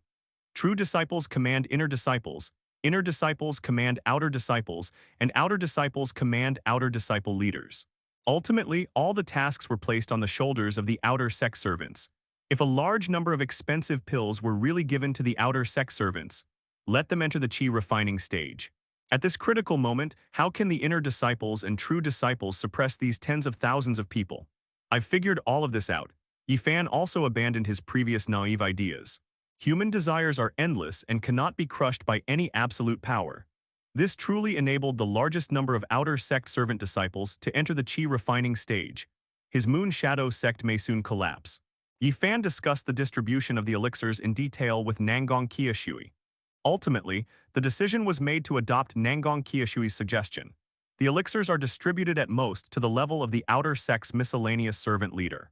Before the true disciples reach the spirit transformation stage, and before all inner disciples reach the late foundation establishment stage, we cannot allow a large number of outer sect servants to successfully enter the chi refining stage. In this way, the power at one's disposal gradually diminishes. Yi Fan's true disciples and outer sect servants numbered less than 2,000 in total. In other words, it was during the final battle against the sky-piercing demon sect. Although they appear to have over 16,000 men, their actual fighting strength is less than 2,000. I just hope the number of people in the sky-piercing demon sect isn't too large. What if the other sect also has thousands of disciples? In the early stages, the only thing I can do is avoid fighting them. Yi Fan rubbed his head. The battle with the sky-piercing demon sect was more difficult than he had anticipated. I was busy until noon. Yi Fan checked the system repository. I just discovered something important. He hasn't opened the treasure chests that the system rewarded him with yesterday and today. There were even 2 newbie reward chests in the system inventory. Yi Fan immediately chose to open the treasure chest. Both are silver treasure chests. There wasn't anything particularly good.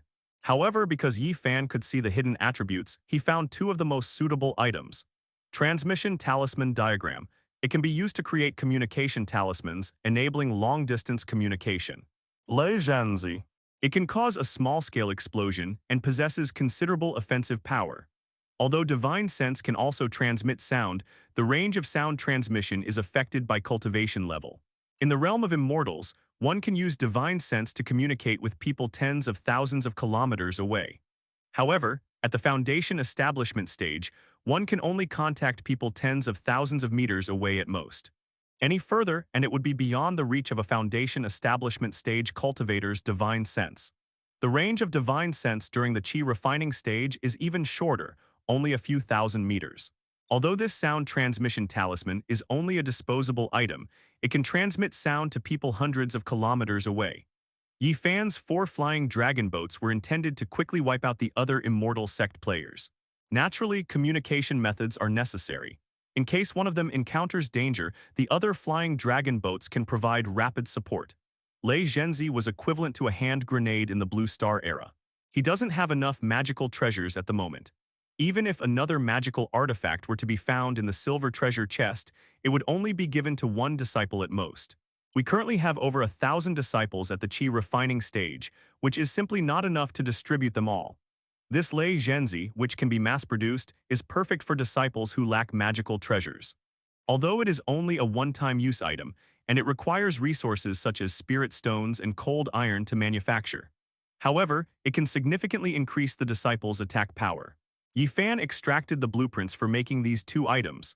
It was handed over to Pesticide Number 7 to lead the other disciples in large-scale production. There is a disciple named Pesticide Number 7. The production speed of these two items is very fast, and I believe that even on this last day, we will be able to produce a sufficient quantity. All preparations have been completed. Yi Fan remained in his sect leader's hall, waiting for the last few hours of the safe period to end. Yi Fan has entered a state of preparation. Tonight, the entire Moonshido sect held an extra meal. Disciples who entered the Qi refining stage were given better elixirs. Even the disciples who hadn't reached the Qi refining stage enjoyed a rare and delicious meal tonight. Yi Fan personally took action and killed hundreds of enormous ferocious beasts, so that everyone can have a full meal. The sun sets, the moon rises. It was already night. Those disciples who had not yet entered the Qi refining stage had already eaten and drunk their fill and gone to sleep. Yi Fan was holding a meeting in his sect leader's hall. His 5 true disciples all gave up cultivation. Yi Fan's spiritual power surged forth, drawing a map in the void. 2 places were highlighted. Yi Fan spoke up. This is the location of our Moon Shadow sect, and this is the location of the sky-supporting demon sect that Huang Yufu discovered a couple of days ago. We are only a few hundred kilometers apart.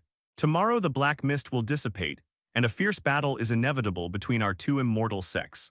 These marked locations are where I discovered some weak immortal sects.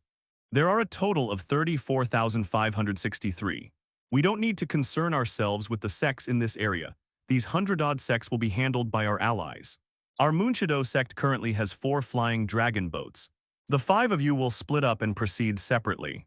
Li Yuhuan, Nangong Feixu, Huang Yufu, and Zhang Yalan will each lead 3,000 disciples, divided into 4 armies, to sweep through these weaker immortal sects, trying to avoid the Qingshan demon sect.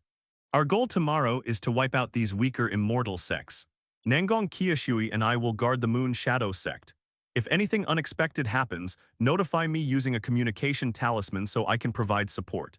Do you have any other questions? Huang Yufu, Master, what happened to the cultivators from those conquered immortal sects? Yi Fan, kill them all, leave no survivors. Upon hearing the order, Huang Yufu wanted to say something, but ultimately remained silent. Of all the true disciples, Huang Yufu was the only one with a soft heart. This is also related to his upbringing. Huang Yufu had a smooth life without any setbacks, and because of his destiny, he was very lucky and lacked nothing. He was always kind to others. The other disciples were not as lucky as Huang Yufu. These women were far more ruthless and decisive than Huang Yufu, a man, Zhang Yalan. What should we do with those magical treasures from the immortal sects? Yi Fan, based on your battle records, the one who has earned the most merit will be selected first. Lei Yuhuans. It seems Master intends to establish a buffer zone between himself and the Qingshan demon sect. Are we no match for the Qingshan demon sect now? Yifan, they have several golden core cultivators. Once I recover to the spirit transformation stage, I can easily wipe them out. Therefore, avoid direct confrontation with them during this period. Yifan and his 5 disciples discussed the details of the battle for several hours. This pre-war meeting has just concluded. Zhang Yalan was most interested in wealth because, in the mortal realm, her family wanted to sell her to an old man as a concubine in order to acquire more wealth. Her obsession with wealth will not change in the short term. Li Yuhyun was more concerned about his own safety. She is the reincarnation of a powerful cultivator from the Ascension realm. As long as she develops steadily, she will surely return to the Ascension realm. The Nangong sisters had no objections. They regarded Yifan as their second parents and would prioritize the interests of the Moon Shadow sect in everything they did. A brief meeting concluded. It was late at night. Yifan had nothing to do. A major battle is scheduled for tomorrow, so it's impossible to make the disciples stay up all night training. Martial arts disciples are just mortals. They need to rest well. I've been busy for 2 days straight. Yifan finally had time to enter the chat lobby. I saw a row of private messages. Yifan quickly checked the information but found nothing useful, so he deleted it all. The chat room was bustling with activity. Oh my god, dozens of tigers, each larger than an elephant, suddenly attacked my sect tonight. You're lucky, a dozen venomous snakes stormed into my sect and ambushed and killed my disciple. Luckily, I have 2 spirit wood puppets. The snake's venom had no effect on them. I thought the protective shield of the Immortal sect would lose its effect by tomorrow during the day. I didn't expect it to end just at midnight tonight. The new player protection period has ended. Yifan scanned the entire Moon Shadow sect with his divine sense. No attacks from ferocious beasts or monsters were detected. Why did Yifan not encounter the dangers that others faced? Yifan sent a private message to Wang Xiaomeng. Has your sect been attacked by ferocious beasts? Wang Xiaomeng. No, I guess I cleared out all the ferocious beasts at the surrounding resource points a few days ago. As expected, it was about what I had estimated. The first wave of attacks after the protection period ends is not difficult. It was just an attack from the ferocious beasts at the dozen or so resource points around. There weren't even any demonic beasts that had already entered the chi refining stage. However, this is not something that can be easily resisted. Most players' disciples lack cultivation talent, making it impossible for them to reach the chi refining stage within 7 days. Several martial arts disciples, plus a chi refining stage 1 player who couldn't fight. Although it's just a minor test, at least 80% of players will die in the first sneak attack by the ferocious beast. Sure enough, only a few tens of minutes passed. The number of messages in the chat room began to decrease sharply. Those weaker players were simply no match for the attacks of dozens of ferocious beasts. These ferocious beasts did not reach the chi refining stage. However, even a single ferocious beast is more powerful than a martial arts disciple. Players at the first level of chi refining have extensive combat experience. If you also have a magical artifact in your possession, they could easily kill these ferocious beasts on their own. However, most people on Earth live in a peaceful world, let alone fighting to the death with a massive, ferocious beast. Being able to see a ferocious beast without becoming so terrified that your legs go weak and you lose all ability to resist is considered an excellent performance. Even Yifan, after obtaining the Sword God's mandate. Only then did he acquire strong combat skills. Of course, there are also some outstanding players. Even without disciples at the chi refining stage, just considering their own combat strength and with a few disciples at the martial artist level, they managed to defend against the first wave of attacks. 1 hour later, Wang Xiaomeng's chat group started to get lively. Wang Yufei, I finally held on, that was terrifying, did you guys hold off the attack? Wang Xiaomeng, I'm so happy you're safe, my dear sister. Little yays. That's strange, I've waited so long but no monsters have attacked my sect. Li Lily, thank goodness, my disciple is such a waste. He's already entered the chi refining stage, yet he saw a ferocious beast running faster than me. I barely managed to hold it off. Zhang Feng, I didn't encounter any ferocious beasts. I even went out into the wild to search for them. As expected, Zhang Feng is a true iron-blooded woman. That's a really bold style. Yifan sent a small red envelope in the group chat. There were only 5 grade 6 spirit nourishing pills, which were low-grade spirit nourishing pills refined by several other disciples who knew alchemy. The 5 women quickly accepted the red envelopes, each receiving a pill. Yifan is now also out of supplies. Producing around 2,000 chi refining stage disciples in just a few days is an enormous drain on resources. The women, except for Wang Xiaomeng, were all stunned for a moment. Zhang Feng, long time no see Yi Fan, what have you been up to these past few days? Yi Fan, I'm busy expanding the Immortal Sect. I now have over 1,000 disciples, I'm very busy. Wang Yufei, wow, that's amazing. I only have 5 disciples, but this master has over 1,000. Liu Yi, with so many disciples recruited, Yi Fan, are you planning to attack other immortal sects? This is no secret. When their own dragon boat sets sail, naturally news of Yi Fan attacking other immortal sects would spread from the chat groups. Yi Fan, yes, all the other players from the immortal sects have received the 7-day newbie chest, but their strength isn't enough. Now is the time to attack them, when will we? Zhang Feng, good idea. Yi Fan, how far away are other immortal sect players usually? I also want to attack other immortal sect players. Yi Fan, it's not far, 50 to 150 kilometers. He will inevitably encounter other immortal sects. Zhang Feng, thank you for the information, Yi Fan. I'll go and make preparations now. After a brief chat, Yi Fan left the chat group. He doesn't have time to chat with the girls right now. With his sect in danger, Yi Fan had no interest in paying attention to a few beautiful women. His biggest concern right now is the battle at dawn, 2 hours later. As soon as it was light, Yi Fan ordered all his disciples to set off. Li Yuhuan, Nangong Feixu, Huang Yufu, and Zhang Yalan immediately led their disciples to set off. A large number of spirit stones were poured into the rune array of the flying dragon boat. The rune array emitted a faint light. A large chunk of the spirit stone inside immediately disappeared. This is the 59th grade spirit stone required for the flying dragon boat to take off. Boom, boom, boom. The flying dragon boats on the ground began to slowly ascend into the sky. On each dragon boat, there is a true disciple in charge of command. At the same time, there were also 5 inner disciples and more than 20 outer disciples assisting in the command. 500 outer sect servants commanded 3,000 outer sect servants, standing on the deck of the flying dragon boat. Every 5 meters on the deck, there was a giant crossbow, and a total of 100 crossbows were neatly arranged. The crossbows were already drawn, and the huge arrows were loaded. Each crossbow bolt requires the combined efforts of 10 people to fire. Knocking a crossbow bolt is no easy task. It's impossible to pull such a powerful crossbow bolt by hand alone. 10 people must work together, sitting on the deck, with all 10 simultaneously pulling on the bowstring with both hands. Press your feet firmly against the crossbow's support while simultaneously lowering your upper body to the ground. Only by using the strength of the entire body to stretch can the thick bowstring be hooked onto the latch.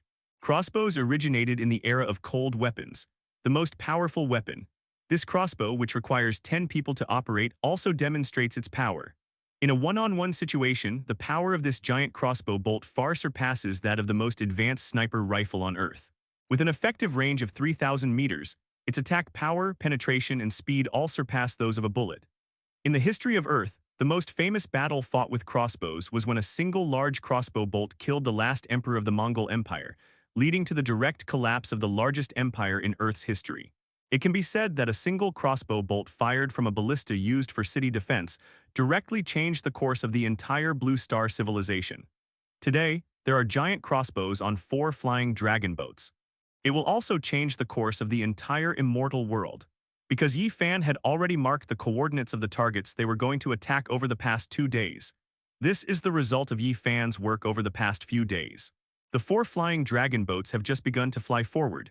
Then they encountered other players from the Xianmen game, Sai Sai.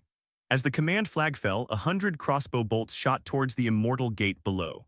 It has different arrows. The arrow bearing the spirit stone emitted a massive explosion.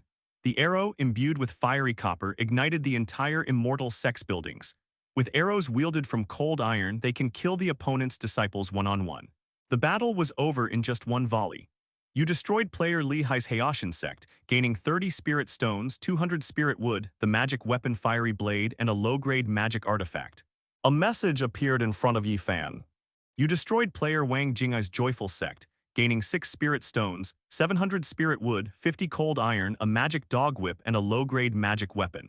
You destroyed player Wang Gang's overlord sect, gaining 50 spirit stones, 20 fire copper, the mountain-piercing palm technique, and a low-grade yellow rank technique. You destroyed player Wang Xiaomai's pretty girl sect, gaining 16 spirit stones, 3,000 spirit wood, the demon-suppressing pagoda, and a low-grade magic weapon. A stream of messages came in. In just 1 minute, 4 immortal sects closest to Yi Fan were destroyed. The 4 flying dragon boats did not stop for a moment. They flew directly from the ruins of the destroyed Immortal Gate to the next location. One immortal sect after another was destroyed under the attack of the flying dragon boats. Their sect, with only a few disciples, was no match for Yi Fan's flying dragon boat and the thousands of disciples on board. Continuously refreshed system notifications. Yi Fan reads each one carefully. Yi Fan didn't care about resources like fire, copper, and cold iron at all. During this time, he has collected a massive amount of resources through the trading hall. What they truly care about are various cultivation techniques and magical treasures. This is something that's very difficult to buy in the trading hall. Wang Xiaomeng in the distance. And so began his own battle. She valued this battle highly.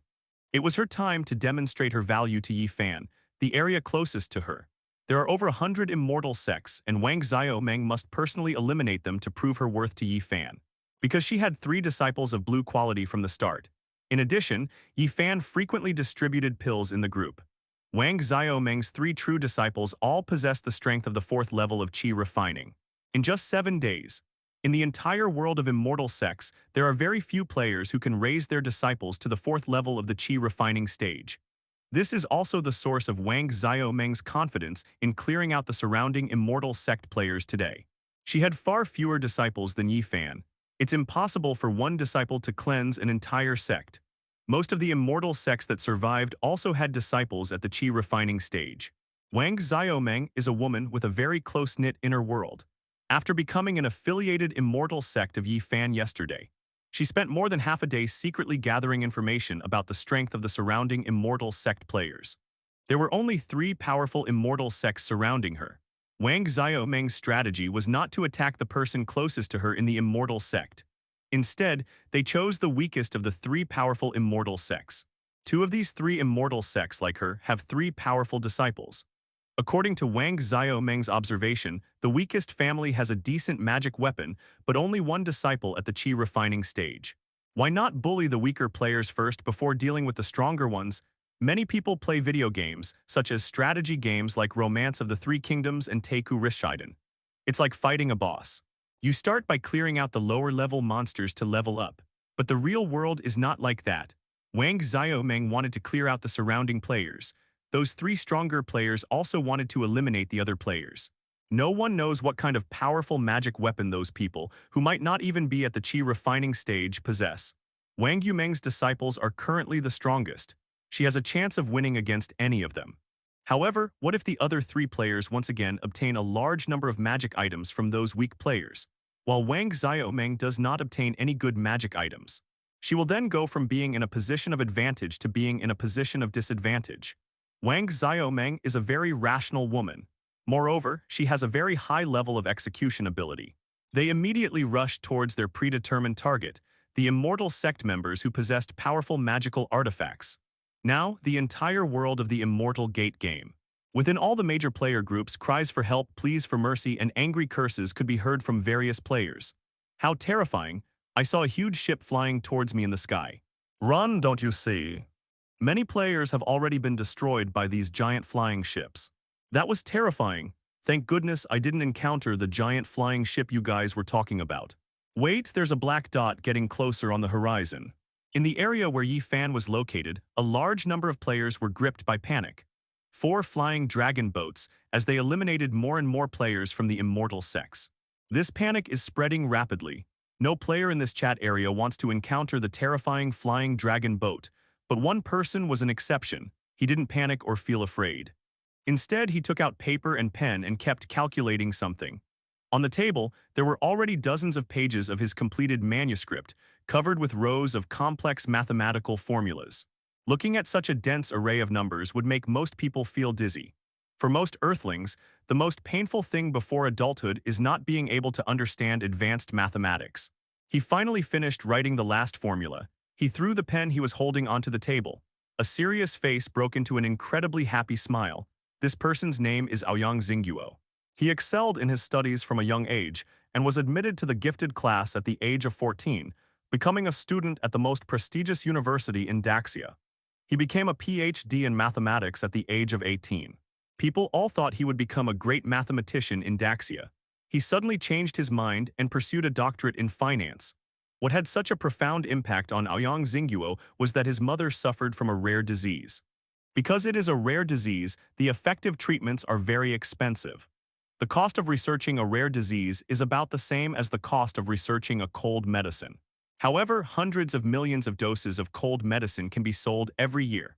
While there are fewer than 100,000 patients with rare diseases on the entire planet Earth.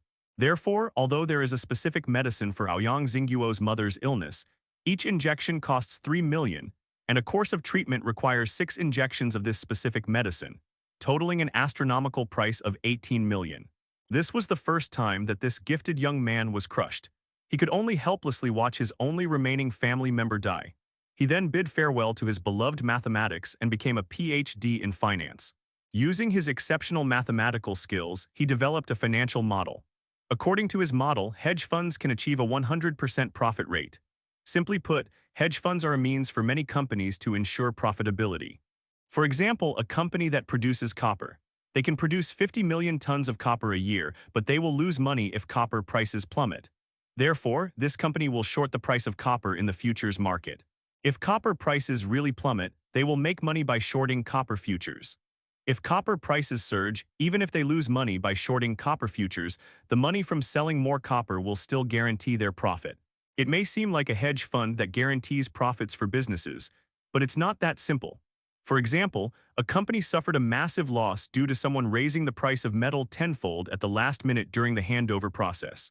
Aoyang Xingguo's computational model uses a complex algorithm. He guarantees that, under any circumstances, businesses that invest through him will be profitable. Aoyang Xingguo has never failed with this algorithm in over a decade. Hedge funds from thousands of large companies are all under the control of Aoyang Xingguo. He can be considered a hidden tycoon in Daxia. Back on Earth, he controlled more wealth than many publicly known tycoons, but he didn't like spending money. He only enjoyed the feeling of controlling it. Ordinary people have no idea that Aoyang Xingguo exists. He had piles of calculation formulas stacked on his table. Over the past 7 days, Aoyang Xingguo has been studying the prices in the trading hall to prove my worth to that powerful person. He had to calculate a mathematical model that would essentially guarantee a profit in the trading hall. Yi Fan suddenly received a private message from someone who seemed to be aware of his presence. I am Aoyang Xingguo, a mathematician and financial expert. My role is to help you more rationally collect all resources in the trading hall and even monopolize trading. A video was also attached below. The video shows Aoyang Xingguo explaining his mathematical model. It was extremely profound, so profound that Yi Fan couldn't understand it at all. However, this did not prevent Yi Fan from developing a great interest in this person. If what he said is true, then he must be a highly skilled individual. Yi Fan asked in the group chat, which of you 5 knows anyone named Aoyang Xingguo? Give me all the information about him, and I'll reward you with 5 grade 5 spirit-nourishing pills. Yi Fan's message was just sent out in the chat group. Li Lily then answered, I know Yi Fan. I heard about him at a very high-end ball during a casual conversation among some big bosses. Aoyang Xingguo is the founder of the largest hedge fund in Daxia. In 10 years, he has never failed, ensuring that thousands of large partner companies have made a profit. Goodness, it really is a piece of beef. Yi Fan couldn't understand the principles behind the data model in the video he sent. However, it was still understandable. This was a data model he had specially redesigned for the Immortal Gate World Trading Hall. If this model is real, the benefits it will bring to Yi Fan in the future will far exceed the value of a few heaven-rank magic treasures. Yi Fan gave the pills to Li Lily. I started a video chat with Aoyang Xingguo. The video call connected. The man who appeared before Yi Fan was not the successful man he remembered, wearing an expensive designer suit and a limited edition Patek Philippe watch worth tens of millions. Instead, his eyes were bloodshot and red. Her hair was a mess, as if she hadn't washed it for days. The worst part was the unkempt, stubble-covered, middle-aged man. This person is none other than Aoyang Xingguo, the legendary #1 genius of the Dragon Kingdom.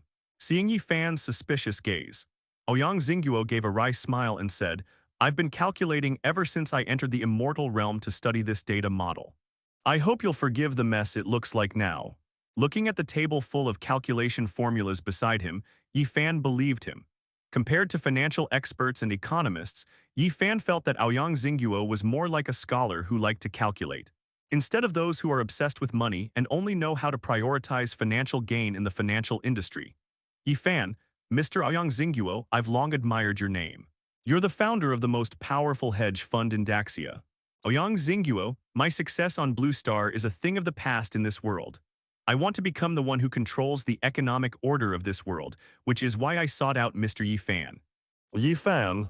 Why did they choose me? I'm probably just a nobody. Ouyang Xingguo, you monopolized the early-stage elixir market in the immortal realm, and even seized a large portion of Ma Huyun's spirit wood puppet business. Mr. Yi Fan, you are no ordinary person. Leave your vast resources to me, and I'll make sure your wealth doubles. Yi Fan, why do you think I would trust you and entrust all my wealth to an outsider like you? Aoyang Xingguo. I've already thought of that. If my calculations are correct, we should be in the same area. Right now, your flying dragon boat is rapidly sweeping away other players. Upon hearing this, Yi Fan found it interesting. He hadn't expected that he and Aoyang Xingguo would be in the same region. Furthermore, the other party had already guessed my actions today. Ouyang Xingguo, come to my sect and fetch me, bring me to your sect and lock me up. That way you won't fear that I will betray you. Yi Fan, what a strange idea. You sacrificed your own freedom to help me acquire wealth. I don't believe there are such selfless people in the world. Ouyang Xingguo recounted how he transformed from a mathematician into Daxia's most outstanding financial expert. To earn more money, he entered the financial industry. However, Ouyang Xingguo was still a scholar who enjoyed mathematical calculations. His guilt over not being able to afford medical treatment for his mother subsided after a few years in the financial industry. He doesn't actually like making money, nor does he like spending money. At that time, he could have given up his financial empire and gone back to studying mathematics, but when he wanted to give up, he found he couldn't. He enjoys the feeling of controlling finance. The operation was performed after repeated meticulous calculations. It's simply a matter of shorting or going long. This determines whether the income of hundreds of thousands or even millions of people working in an industry will double this year, or whether their wages will shrink significantly. This is the power to control the wealth of millions and to influence whether their income increases or decreases. This made Ouyang Xingguo deeply infatuated. This is even more difficult than for smokers with decades of addiction to quitting cigarettes. Through Ouyang Xingguo's account, Yi Fan could immediately grasp his thoughts. It's like someone sitting on the emperor's throne where a single word can decide the life and death of 10,000 people. Thunder and rain are all imperial favors. If the emperor commands a subject to die, the subject has no choice but to die. Once a person gains such rights, how can they live a normal life? With a 10-year undefeated record in the financial world, the foundation has thousands of large companies as members. Many of them are Fortune 500 giants. This enormous power was now in the hands of Ouyang Xingguo. Yi Fan only needed to think for a moment to realize his glorious past on Earth. Such a powerful person is willing to work for me and even willing to be imprisoned in my Moonshadow sect. Yi Fan was naturally very satisfied. Yi Fan, all right, you will become my affiliated immortal sect. From now on, all buying and selling in the trading hall of my Moon Shadow sect will be handled by you alone. Upon seeing Yi Fan's agreement, Ouyang Xingguo immediately became Yi Fan's subordinate immortal sect. On Yi Fan's affiliated Immortal Sect interface, the coordinates of his Immortal Sect appeared. It was a full 5,000 kilometers away from his Immortal Sect, and not within the area Yi Fan was planning to sweep through today. However, such talented individuals are naturally better off coming to one sect from as far away as possible. Yi Fan summoned a treasure-hunting demon. I have a task for you. Go to this location and bring this person back to me safely. Before Yi Fan appeared Ouyang Xingguo's portrait, which he had replicated with his spiritual power, and it was even clearer than a three-dimensional holographic projection. The treasure-hunting demon said respectfully, "This disciple will certainly fulfill Master's orders." The treasure-hunting little demon was about to turn and leave. Yi Fan said, "Wait a moment, here's a Kaiyan-kun ring. Inside are several magical treasures and several hundred square meters of storage space. This is a reward I'm giving you in advance. Remember to bring back all the treasure chests you encounter along the way." This Kaiyan-kun ring is a rare storage magic item, obtained by killing other immortal sect players during this period. Although the treasure-seeking demon wasn't a true disciple of the golden talent, to Yi Fan, being able to synthesize treasure chests made him a very important disciple.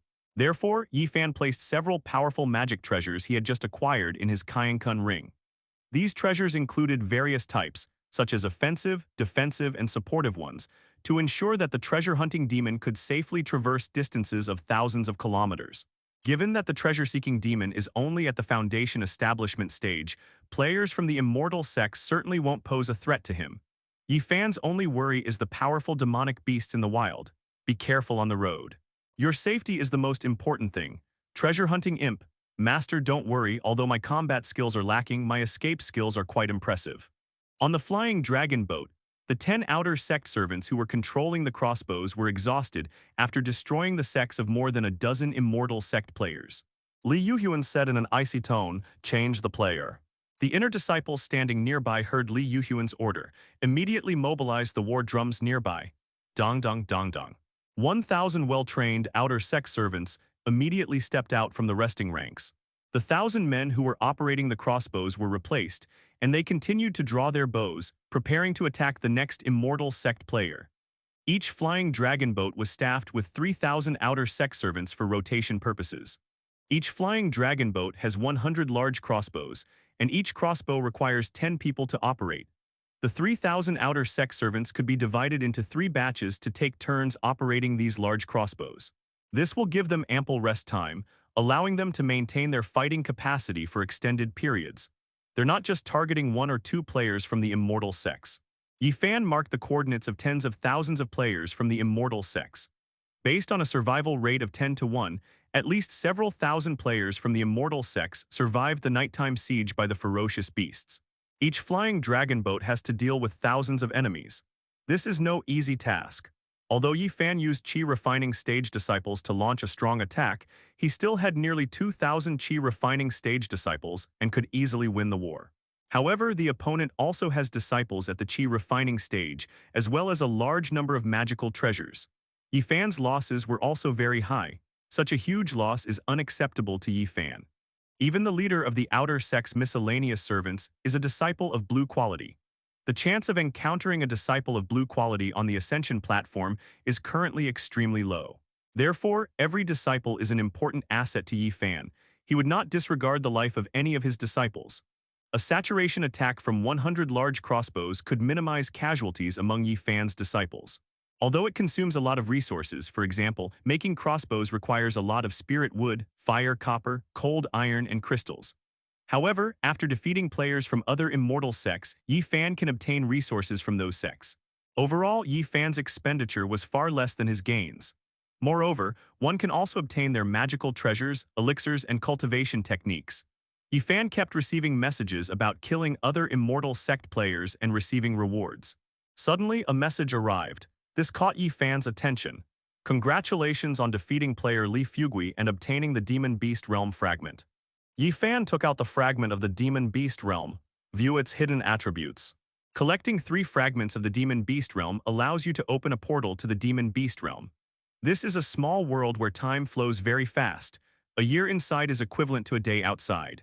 Upon seeing this information, Yifan's eyes lit up. He had come to understand that the world is divided into the great 1,000 worlds and the 3,000 small worlds. The vast world is where Yifan is now. A vast world comprised of tens of thousands of countries in the lower realm and trillions upon trillions of mortals. The upper realm is where Yifan is located. This is a world entirely controlled by the major immortal sects. The lower realm and the upper realm together make up the vast world. The smaller world is much smaller than the larger world.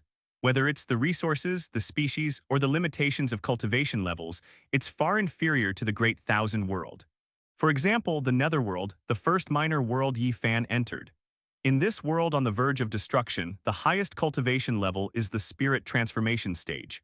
Because the laws of that world can only withstand the power of the spirit transformation stage at most. And this minor world called the Beast Realm, regardless of whether it possesses rare and precious treasures like the burial sand bone, remains to be seen. The fact that time flows so fast is extremely important to Yifan. What he lacks most right now is time. If given a year, his disciples could easily reach the Golden Core stage or even the Nascent Soul stage. Crushing the sky-piercing demon sect would be an extremely easy task. I wish I could obtain 3 fragments of the demon realm. This fragment of the demon realm caught Yifan's attention. Unfortunately, a whole morning passed, and Yifan didn't see any other players from the immortal sect drop a second piece. It's hundreds of millions of kilometers away. Queen Elizabeth III, dressed in full silver armor, held a long sword heavily. A sword pierced through a man's body. He said coldly, "Today the Alexander family must perish."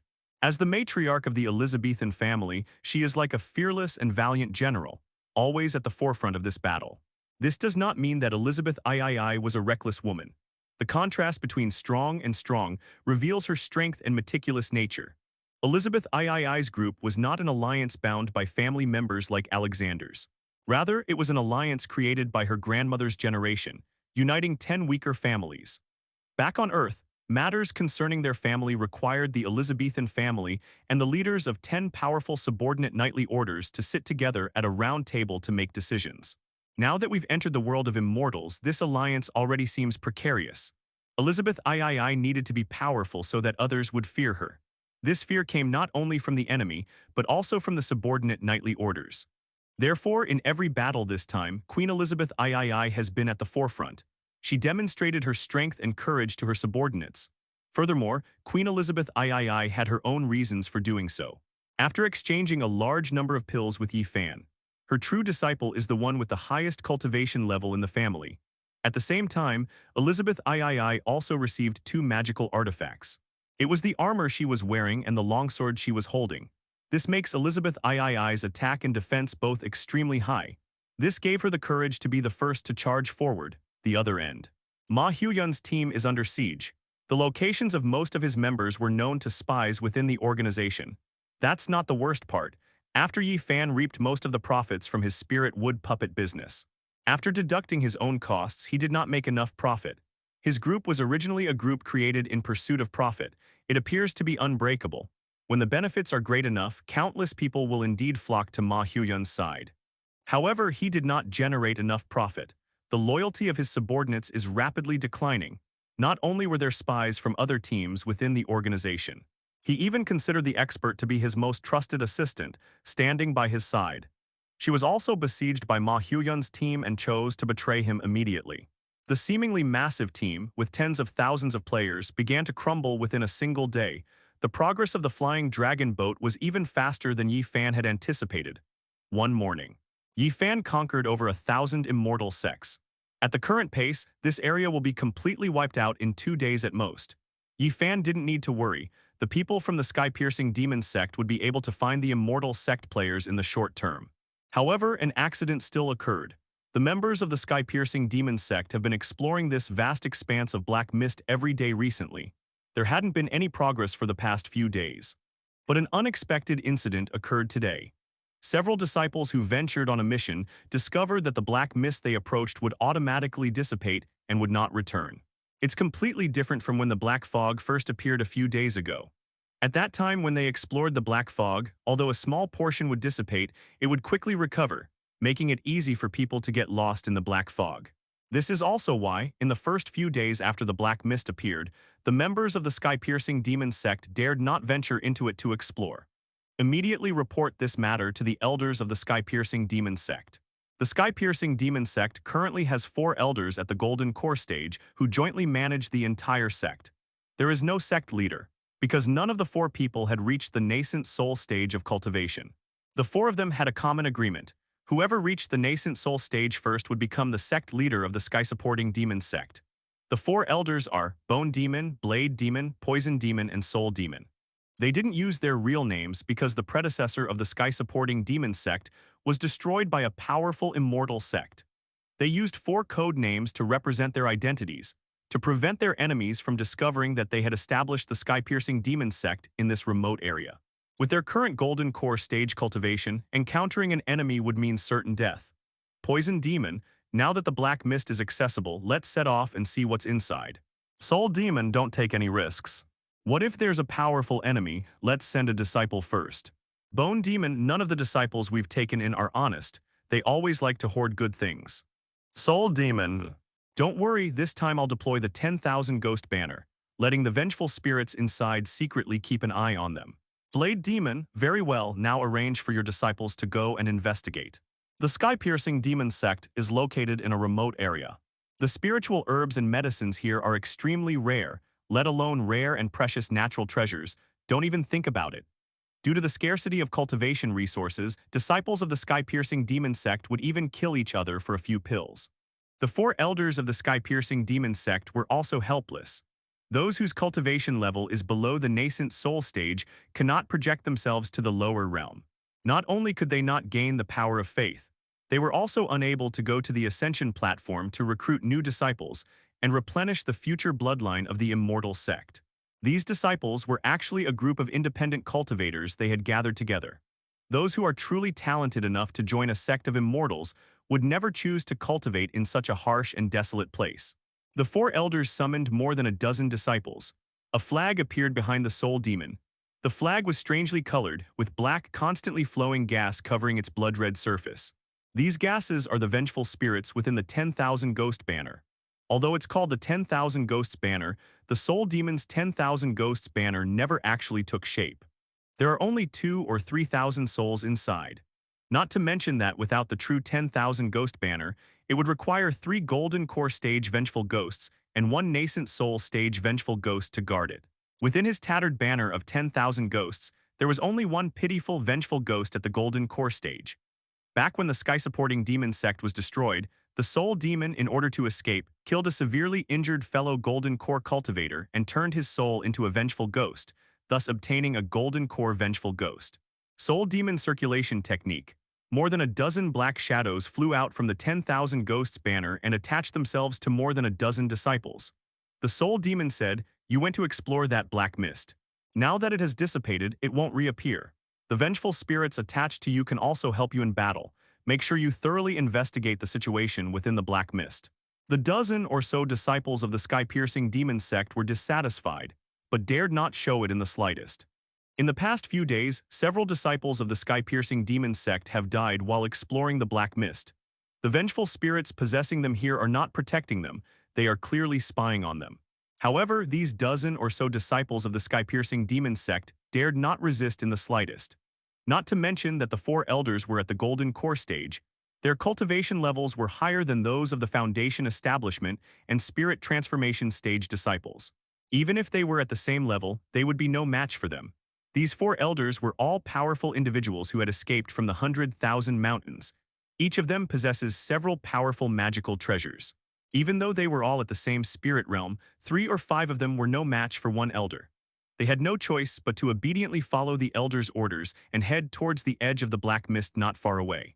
After reaching the edge of the black mist, a dozen or so people looked at each other, none of them willing to be the first to enter the black fog. The eyes of more than a dozen people were simultaneously fixed on the cultivator at the very back.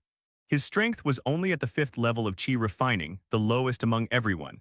He walked at the very back, hunching over as much as possible so that no one else could see him. However, his worst fears came true. He saw more than a dozen eyes fixed on him. The disciple with the lowest cultivation level from the sky-supporting demon sect. They could only move slowly, trembling, inching their way toward the edge of the black mist.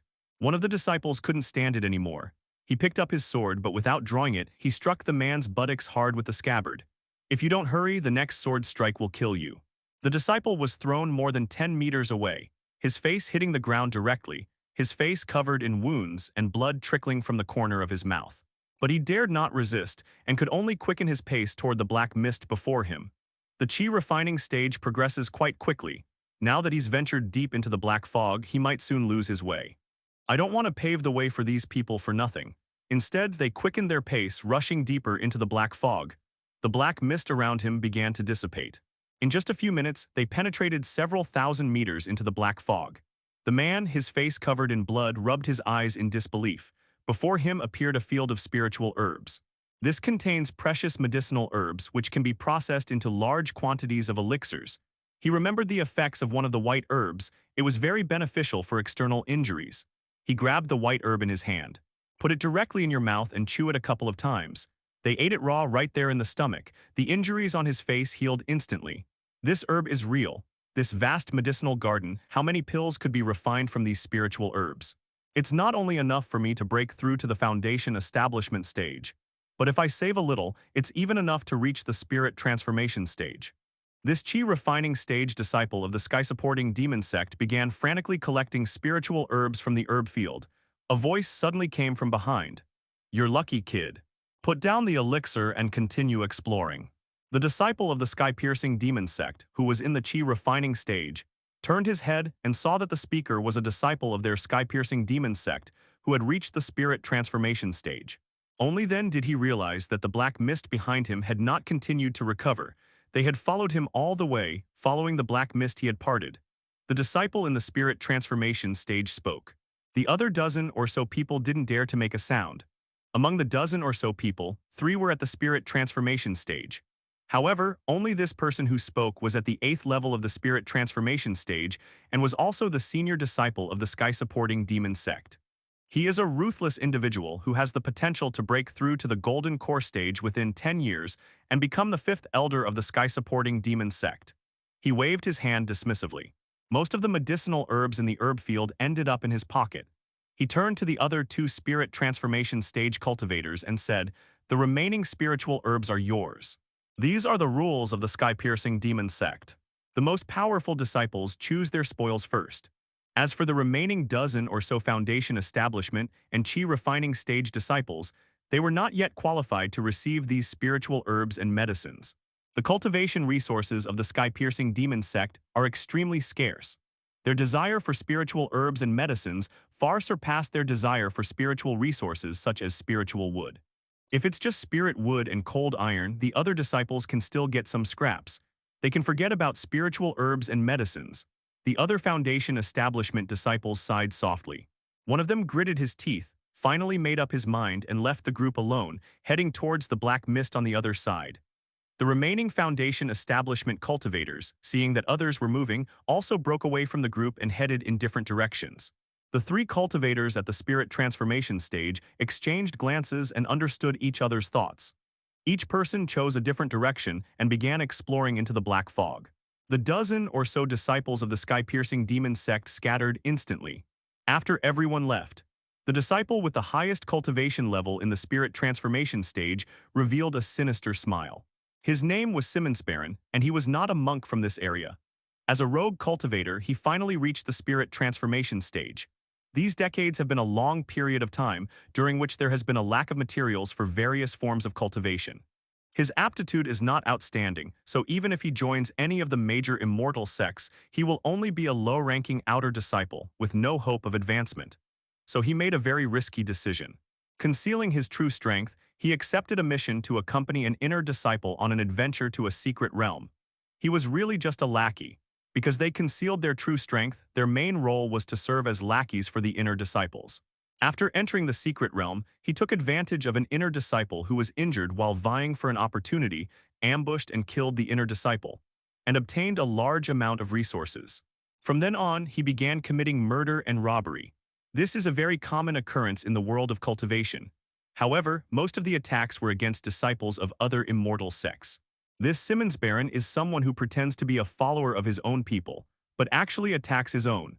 After several successful attempts, he finally collected enough resources to reach the spirit transformation stage. However, their good luck came to an end. When he tried to use the same trick again, he attempted to kill an inner disciple in the spirit transformation stage. Unexpectedly, although his opponent was seriously injured, he possessed a high-grade protective magic treasure, which he was unable to break through. Knowing that the inner disciple only needs to return to the immortal sect and tell the elders about his situation, he would surely die. In order to survive, Simmonsbaron fled eastward for several years, traveling over 100,000 kilometers away. He became the senior disciple of the sky-piercing demon sect. He possesses magical treasures obtained from killing several inner disciples. Simon Baron hid it well and didn't reveal all his secrets. Even the 4 elders of the sky-piercing demon sect didn't know his background.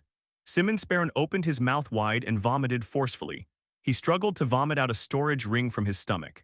This contains the real treasures he has acquired over the years. The storage ring on his finger was merely a smokescreen to deceive the elders of the sky-piercing demon sect. Simon Baron quickly took out a 5-thunder demon-sealing talisman from his storage ring. Stick it directly on your forehead. A piercing wail immediately followed. Within the soul demon banner, the vengeful spirit in the spirit transformation stage who possessed him was killed by the talisman in Simmonsbaron's hand. There was such a large quantity of medicinal herbs within this black mist. I can advance to the golden core stage in a short period of time. Why stay in this dilapidated sky-piercing demon sect? Even if you become an elder of the sky-piercing demon sect in the future, you will still be the lowest in status. Although the other 4 elders were selfish, they were friends who had been together for over 100 years and were far closer to him than an outsider like himself. Simmonsbaron has no loyalty whatsoever to the Skybreaker cult. Hiding in this sect is simply to avoid being hunted down and to obtain more cultivation resources. The black mist was so vast that he ventured deep into it, and the vengeful ghost that had been watching him was no longer on his body. Even the four old ghosts within the sky-piercing demon sect wouldn't be able to find him easily. Simon's Baron continued straight ahead. He believed that the deeper into the black fog, the more, better, and more precious the resources would be. Along the way, he saw all sorts of resource points that he had never imagined before. Rows upon rows of spirit wood. Imagine how much spiritual energy a room built with such a quantity of spirit wood could enhance. However, Simon's Baron gave up all of these resources, showing no greed whatsoever, as he had initially intended. His intuition told him that there must be even greater treasures hidden deep within the black fog. It's waiting for him to explore. The other disciples of the sky-piercing demon sect naturally did not choose to venture deep into the black mist. Instead, they followed the edge of the mist to search for various supplies. No matter which resource point is found, for them, it was a tremendous asset. In such a remote place as the sky-piercing demon sect, when had they ever seen such a rich resource point? They are already very satisfied with having obtained so many resources. Because of their chosen routes, these people naturally missed the outermost immortal sect players that Yi Fan had destroyed early that morning. These dozen or so disciples were unable to detect the presence of any players from the immortal sects today. However, there is one exception. That was Simon's Baron, who headed straight for the depths of the black fog. They quickly discovered a player from the celestial realm on Earth. In Simon's Baron's eyes, a shrine and a few small houses did not resemble a celestial sect at all, but rather a family living in the black mist. Simon's Baron launched an attack directly. They quickly killed the blue star player. After the blue star player died, a low-grade magic weapon actually dropped from his body. For Simon's Baron, he has an even more powerful weapon. However, the opponent he was dealing with was only a Chi refining stage 2 cultivator with little combat experience. He actually possessed a low-grade magic weapon. The people who live in this black fog must be very wealthy. Looking at the surrounding resource points, it's not surprising that they're so wealthy. Simon's Baron thought to himself, this person who survived in the black mist has absolutely no combat experience. He could easily kill even cultivators at the same spirit transformation stage. For Simon's Baron, these people in the black mist were a vast treasure trove. They planned to search for players from the immortal sects within the black mist and plunder their wealth. Simon Baron was about to make his move. Then we saw a flying dragon boat flying in the distance. Such a massive ship requires enormous resources. Perhaps only a nascent soul stage cultivator could afford such a luxurious vehicle. Simon's Baron immediately hid inside the gate he had just defeated. They watched in trepidation as the flying dragon boat approached. At the same time, he suppressed his divine sense, daring not to probe the situation on the ship in the slightest. A cultivator's divine sense is somewhat similar to radar on Earth, when a cultivator spreads his divine sense to explore his surroundings. It will also be detected by the other party's divine sense. Simon's Baron was terrified. He held his breath and buried himself deep underground. It's finally here. It was a rain of arrows filling the sky. This crossbow bolt looks incredibly powerful. However, its true destructive power is only enough to deal with cultivators at the first 3 levels of the Chi refining stage. Each level of Chi refining increases the level by 1. Defense and health will be greatly improved.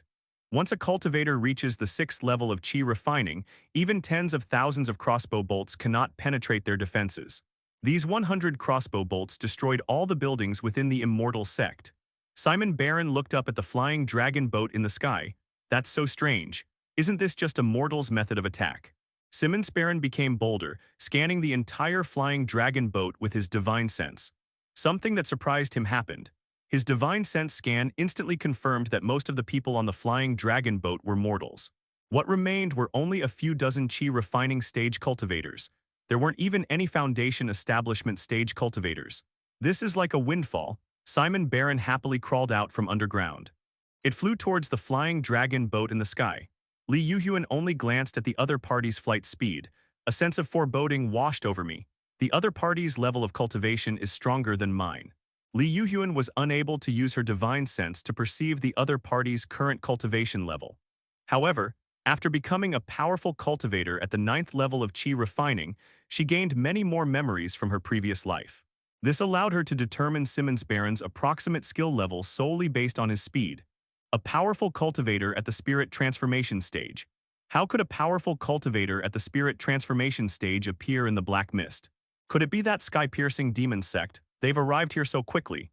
Li Yuhyun was a decisive and ruthless person. He immediately steered the flying dragon boat backwards, his target being the Moon Shadow sect. At the same time, he tore apart the transmission talisman in his hand. Master, please come and save me. A message has been sent. Li Yuhyun did not stop what she was doing, the order was given. Immediately invest all spirit stones into the formation to accelerate the flying dragon boat at full speed. Disciples with magical treasures will fight alongside me. Those in the chi refining stage, without magical treasures, will control the crossbows and infuse their spiritual power into the bolts to attack. A series of orders were issued. His subordinates immediately began to execute the order quickly. The management has been almost militarized these past few days. This will make these disciples of the immortal sects habitually obey orders, instead of trying to figure out whether the command is right or wrong. Li Yuhyun and several inner disciples who possessed magical artifacts flew to the stern of the flying dragon boat. Looking back, the enemy was less than 100 meters away from the flying dragon boat. Li Yuhyun poured all her spiritual power into the wind-breaking blade in her hand. He unleashed a powerful blade of light. At such close range, Simmons Baron could easily attack the flying dragon boat. But he didn't want to destroy such a treasure so easily. Even cultivators at the early stage of the nascent soul realm cannot ensure that their spiritual energy will never run out. Although cultivators at the chi refining stage can already fly. However, long-duration flights require a significant amount of spiritual energy. Only when one reaches the late nascent soul stage and the divine essence within the body is initially established, is there no need to worry about the depletion of spiritual energy during long-term flight. For Simmons Baron, the flying dragon boat was an incredibly expensive treasure. How could he possibly destroy the flying dragon boat? Simon Baron took out a banner from his storage ring. With a flick of his wrist, a mystical tortoise formed from spiritual energy appeared, blocking Li Yuhyun's blade of light. The strike, imbued with all of Li Yuhyun's spiritual power, was defended so easily. Simmons Baron. Little brat, with the strength of the chi refining stage, you already possess a low-grade magic weapon. You're quite formidable, but you're still far from being my match. Now give up resisting and I can make you my Taoist partner. Li Yuhyun's ethereal beauty was such that Simmons Baron had never seen such a beautiful female cultivator before. Moreover, just looking at the blade light she just unleashed, she's clearly a promising talent for cultivation. Simmons Baron was very pleased with this nun as his woman. Of course, he didn't care about Li Yuhyun's thoughts at all. He was a powerful cultivator at the 8th level of the spirit transformation stage, and she was a female cultivator at the chi refining stage. Did they really dare to resist? Li Yuhyun. My master is a powerful expert at the ascended immortal realm. How dare you attack my mount? You're practically courting death. Hearing about the powerful beings in the ascension realm, Simon Baron was clearly stunned. Had I really offended some important person? However, he quickly realized what was happening.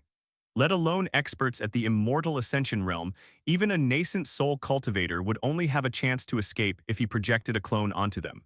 Simon Baron sneered. Send your master's avatar to me so I can see for myself that I've never seen a powerhouse at the ascension realm. Li Yuhyun said, then let me show you. As soon as Li Yuhyun finished speaking, the speed of the flying dragon boat instantly increased tenfold, and it flew rapidly towards the horizon. Li Yuhyun hurriedly took out a bottle of pills and swallowed a large number of spirit transformation pills directly into her stomach. The depleted spiritual energy is rapidly recovering. She was just stalling for time. The flying dragon boat's rune array has a function that rapidly consumes crystals and greatly increases its speed. However, the rate of consumption and improvement is not proportional. The consumption is enormous. Consuming 10 times the amount of crystals can double the flight speed. At such a dangerous moment, Li Yuhyun chose the highest setting, consuming 100 times the amount of crystals to increase speed tenfold. However, this speed cannot be maintained for long, because there are too few spirit stones on the flying dragon boat. At normal flight speeds, the crystals on the flying dragon boat are enough to travel over 10,000 kilometers, which is more than sufficient. But now, with a 100-fold increase in consumption, the spirit stones on the flying dragon boat are only enough for a little over 100 kilometers. She is now more than 500 kilometers away from her immortal sect. Although the current speed is enough to outpace the opponent, the flying dragon boat will be unable to fly once the spirit stones are exhausted. They will still be caught up by Simon's Baron. His master was only at the foundation establishment stage, and his flying speed wouldn't be faster than Simon's Baron's. In other words, Li Yuhyun would have to escape at least 300 kilometers away before she could receive Yi Fan's support. The flying dragon boat only flew a dozen kilometers away. Li Yuhyun was thus forced to slow down the speed of the flying dragon boat. However, when Simmons Baron accelerates at full speed, the distance between the two sides is constantly closing. What to do, what to do? If I were at the foundation establishment stage, I might be able to fight him, but right now I'm only at the 9th level of the chi refining stage. On the flying dragon boat were several thousand disciples, all of whom possessed great potential for future cultivation. We must not abandon it unless absolutely necessary, as it concerns the future of the Moon Shadow sect. After thinking for a long time, Li Yuhyun suddenly came up with a method. The speed of the flying dragon boat cannot be increased. Therefore, the only option is to slow down Simmons Baron's pace. If these chi refining stage disciples all have very rich combat experience, everyone can channel all their spiritual power into their weapon. It can definitely slow down Simmons Baron's speed. It is entirely possible to break through the defenses of his magical artifact with a concentrated barrage of attacks and kill Simon Baron. However, his own disciples in the chi refining stage. The oldest of them had only been at the chi refining stage for 3 days, while the youngest had only broken through to the chi refining stage last night, let alone teaching them the combat skills of cultivators. Even if they were given the ability to flexibly control their own spiritual energy, they still wouldn't be able to do it. But there is something that allows them to easily gain combat power without needing any later skills. Lei Zhenzi had been forgotten by Li Yuhyun and relegated to a corner. As long as spiritual energy is injected, a violent explosion will occur. This is a mass-produced, disposable magic weapon. In fact, it wasn't very useful in war. With such prolonged infusion of spiritual energy, the opponent would have killed the user dozens of times over by now. But in the current context, it's perfectly appropriate. It will take time for Simons and Baron to catch up. Li Yuhyun's disciples in the chi refining stage had ample time to channel their spiritual energy into Lei Zhenzi, to maximize the power of Lei Zhenzi. At Li Yuhyun's command, all chi refining stage disciples, channel your spiritual power into Lei Zhenzi and attack the cultivators behind you. These disciples, still in a state of panic, immediately and hastily took out Lei Zhenzi from their robes. He nervously poured spiritual energy into it. Just a few days ago, they were ordinary people. They had never seen such a terrifyingly powerful being. Along the way, they killed thousands of players from the Immortal Sects without even needing the sect members to lift a finger. The crossbows of the outer sect servants are said to be capable of destroying even the weakest immortal sects. They were incredibly grateful to have joined such a powerful immortal sect as the Moon Shadow sect. But now, seeing such a terrifyingly strong opponent as Simon Baron, even the senior sister's attacks couldn't harm the opponent. Everyone panicked. The world of cultivation is terrifying. A single strong individual could easily slaughter thousands of them. Such powerful individuals, even if the master himself were to come, would probably not be able to defeat them. Seeing the panicked reaction of his disciples, Li Yuhyun roared angrily, "What are you panicking about? Master will be here soon, and then we can kill this evil cultivator. Quickly channel all your spiritual energy into Lei Zhenzi to slow down his advance." Li Yuhyun's loud shout managed to calm many of the disciples down. Their spiritual power wasn't much, and they finished transferring it quickly. The fastest few dozen people threw the thunderbolts they were holding backwards. Boom, boom, boom. A huge explosion came from behind. Simmons Baron was noticeably slowed down due to the continuous explosions of dozens of thunderbolts. His spiritual power is also limited, although far stronger than cultivators in the chi refining stage. However, flying at full speed already consumes a lot of spiritual energy. At the same time, one must control the magical artifact for defense, so naturally there isn't enough spiritual power for rapid flight. In an instant, the distance between him and the flying dragon boat widened once again. Most importantly, Simmons Baron didn't have that many pills to be so extravagant as to rely on consuming large amounts of pills to maintain his spiritual energy. He could only slow down his flight speed and focus all his efforts on dealing with the thunderbolts constantly falling from the sky. The people on the flying dragon boat saw this situation. My anxious heart began to calm down. Others can also infuse their spiritual energy into the thunderclap stone in their hands. They kept throwing it backwards. The two sides are currently in a temporary stalemate. The large number of thunderbolts slowed down Simmons Baron's pursuit. However, this period of time will not last long. There were only about 500 thunderbolts in total. It will be completely used up very quickly. Ye fan of the Moon Shadow sect, after receiving Li Yuhyun's distress message, they immediately sped off in her direction. With his swift boots on the measuring ruler, Yi Fan's speed was increased to an extreme level. Similarly, it will also consume a lot of his spiritual power. Yi Fan swallowed large amounts of pills one after another to maintain his flight speed. At the same time, he separated his thoughts and quickly checked the numerous magical treasures in the warehouse. The opponent was a cultivator in the late stage of the spirit realm. Yi Fan didn't dare to be careless, because Li Yuhyun sent another telepathic message, proving that the opponent possessed numerous magical treasures and had very rich combat experience. Clearly, he's not an easy opponent. He was far more powerful than the spirit transformation stage cultivator he had killed yesterday. Over the course of several days, Yi Fan slaughtered numerous players from other immortal sects, acquiring a large number of magical treasures. Yi Fan was not entirely clear about the specific functions of these magical artifacts. These magical treasures were originally meant to be distributed among the other disciples. Yi Fan hadn't even checked the hidden information of these magical artifacts. Now, at this crucial moment, Yi Fan could only try to find some magical treasures among these that could increase his combat power. After a thorough search, Yi Fan actually found quite a few things to deal with the current difficulties. Swift Travel Talisman, a one-time use item that increases your speed by 100% for 15 minutes. Yi Fan took out the Swift Travel Talisman, clicked to use. His speed increased again. They flew rapidly towards the direction of the flying dragon boat. Boom, boom, boom. Another violent explosion rang out. No one on the flying dragon boat was happy. They were all staring nervously at Li Yuhyun. Hopefully, this senior sister can find a new way to hold off that terrifying cultivator behind her, because they've run out of thunderbolts. Ordinary chi refining stage disciples no longer have any means to deal with the enemy before them.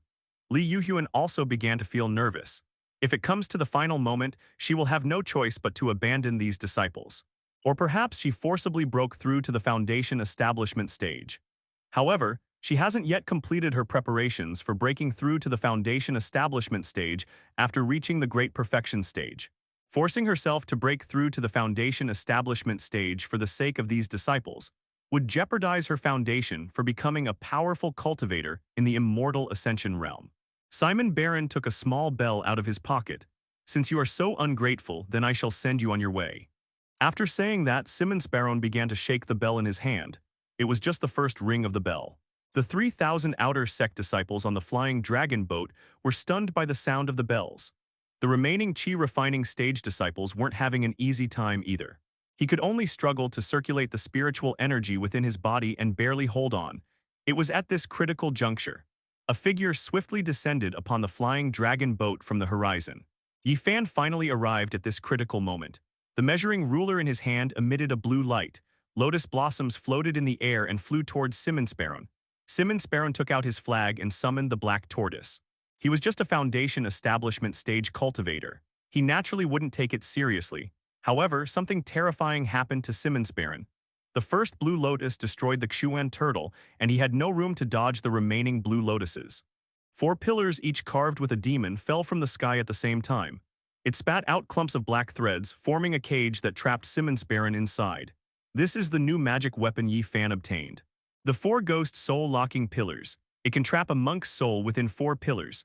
This was also something Yi Fan discovered, a very powerful magic weapon suitable for combat. The remaining 5 blue lotuses were less than a meter away from Simon Baron.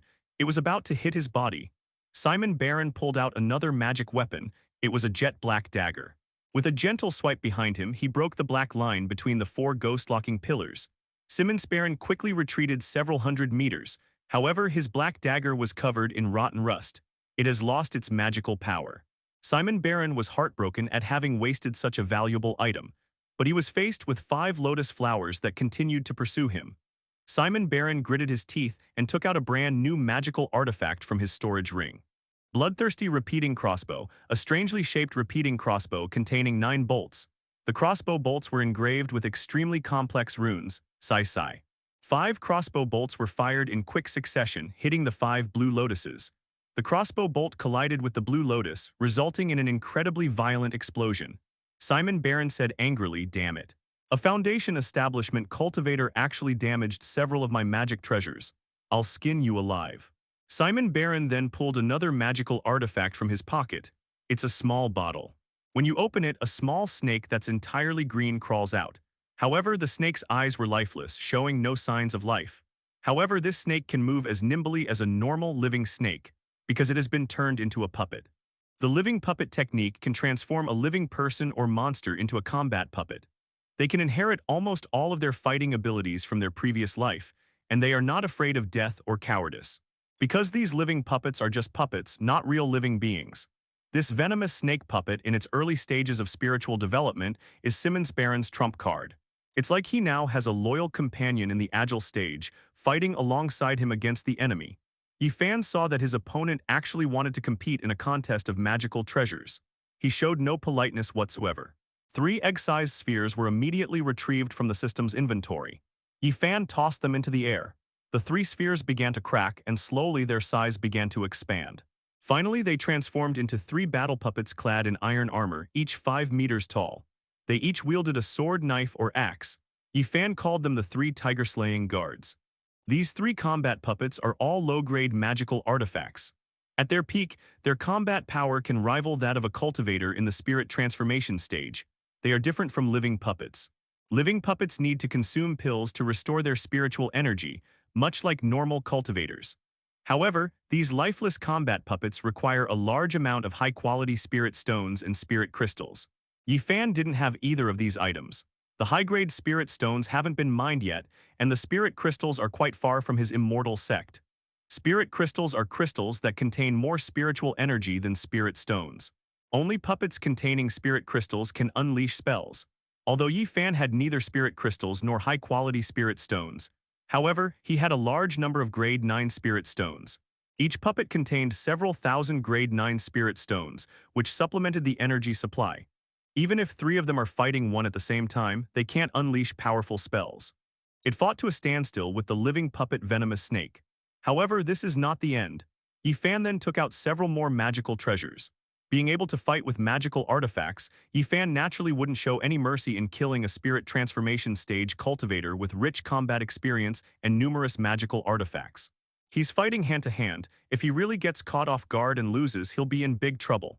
After all, the game Immortal Gate isn't a video game where you can have an unlimited number of lives. To die here is to truly die. Yifan took out a total of 5 magical treasures: Binding Whip, Dreamy Fragrance, Ice Condensation Beads, White Bee Sting, Bone Melting Bottle. Binding Whip, a whip that can bind enemies. Dreamy Aromatherapy. The fragrance it emits can induce hallucinations. Ice Bead, a thrown weapon that freezes enemies upon impact. White Bee Sting, a magical artifact crafted from the stinger of a highly venomous white bee possessing potent poison. Bone Melting Bottle. The bottle contains a highly corrosive liquid that can turn a cultivator's bones into a puddle of water. Yifan used all 5 magical treasures simultaneously to launch an attack on Simmons Baron. Looking at the 5 magical treasures before him, as someone who frequently commits murder and robbery, Simmons Baron certainly has a keen eye for talent. Just by scanning the 5 magical treasures with his divine sense, he knew they would be difficult to deal with.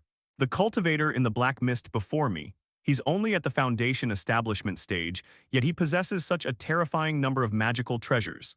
This immortal sect shrouded in black mist is truly wealthy. Excitement gleamed in Simmons Baron's eyes. This enemy is not easy to deal with. He can simply back out. The 2 sides are not mortal enemies. Simmons Baron's greatest strength is running away when he can't win a fight. Although he believed that if he really fought hard, he could still beat Yifan. But this black mist is someone else's territory. What if even more experts arrive? Simmons Baron has absolutely no backbone. In his eyes, running away was a perfectly normal thing. But even if he wanted to escape, he needed to ask Yifan for permission. Yifan had no idea that Simmons Baron had already betrayed the sky-piercing demon sect. They thought he was a pioneer of the sky-piercing demon sect. He absolutely cannot leave alive, otherwise our sect will be exposed. Yifan now is far from being a match for the sky-piercing demon sect. The Binding God Whip was the first magical weapon used. An elegant arc swept towards Simmons Baron's waist. He twisted his body to avoid it. However, under Yifan's control, the Binding Whip changed direction and directly wrapped around one of his legs. Simmons Baron wanted to swing the sword in his hand. He channeled spiritual energy into the longsword, and it emitted a white light. Simmons Baron wanted to sever the Binding Whip that was slowing him down with a single sword strike. Unbeknownst to him, a tiny white bee stinger pierced his wrist. At that moment, he suddenly smelled a strange fragrance. The excruciating pain in my left hand suddenly disappeared. Simmons Baron smiled happily. He returned to the place where the immortal sect selected disciples one day. A powerful nascent soul cultivator, his nascent soul clone stands upright on the high platform. He was 100 feet tall, and his whole body radiated a magnificent aura of spiritual energy. Before the Taoist priest was a large bell made of pure gold. Simon Barron walked slowly toward the clock. Various sarcastic remarks came from the disciples of the immortal sects nearby. Even a lowly outer disciple dares to dream of rising to the top in one step. Don't you even know who you are? How dare you dream of becoming a true disciple? Today is truly the biggest joke I've encountered in all my decades of cultivating immortality. Does he really think our Dao Tian Immortal Palace is some kind of place? Someone who isn't even qualified to be a menial outer disciple dares to attempt to become a holy son.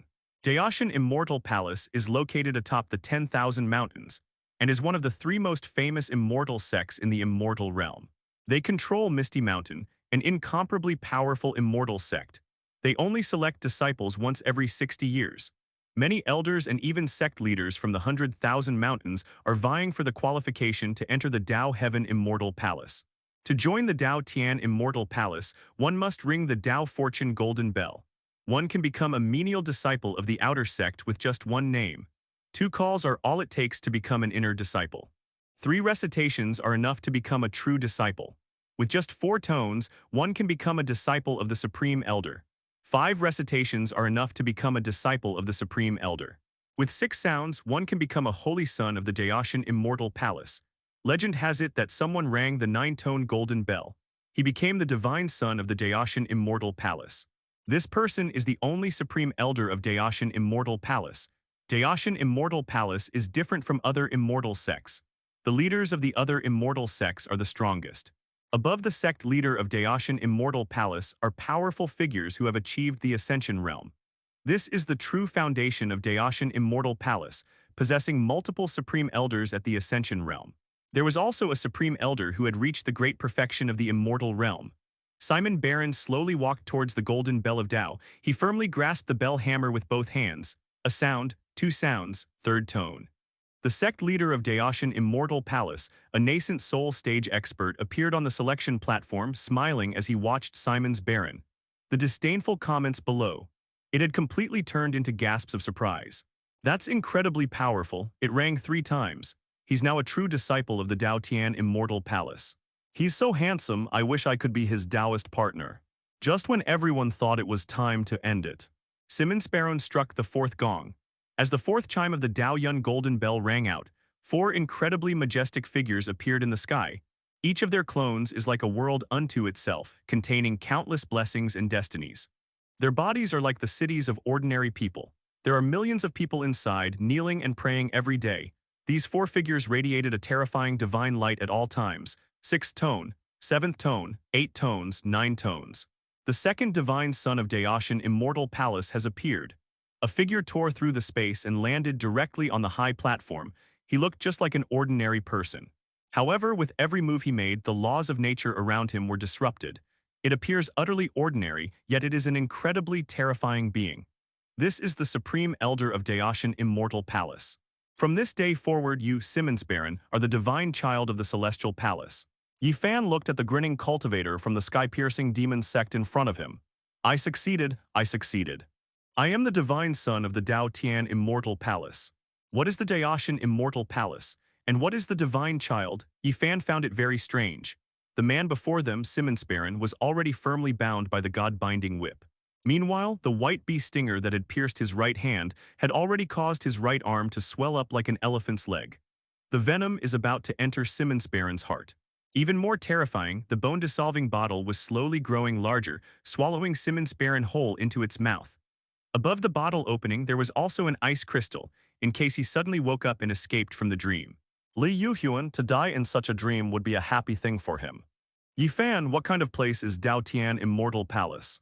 Li Yuhuan, in my recovered memories, Dao Tian Immortal Palace was one of the 3 great holy lands of the Upper Realm, with many powerful cultivators at the Ascension Realm stationed there, and it had dominated the Upper Realm for tens of millions of years.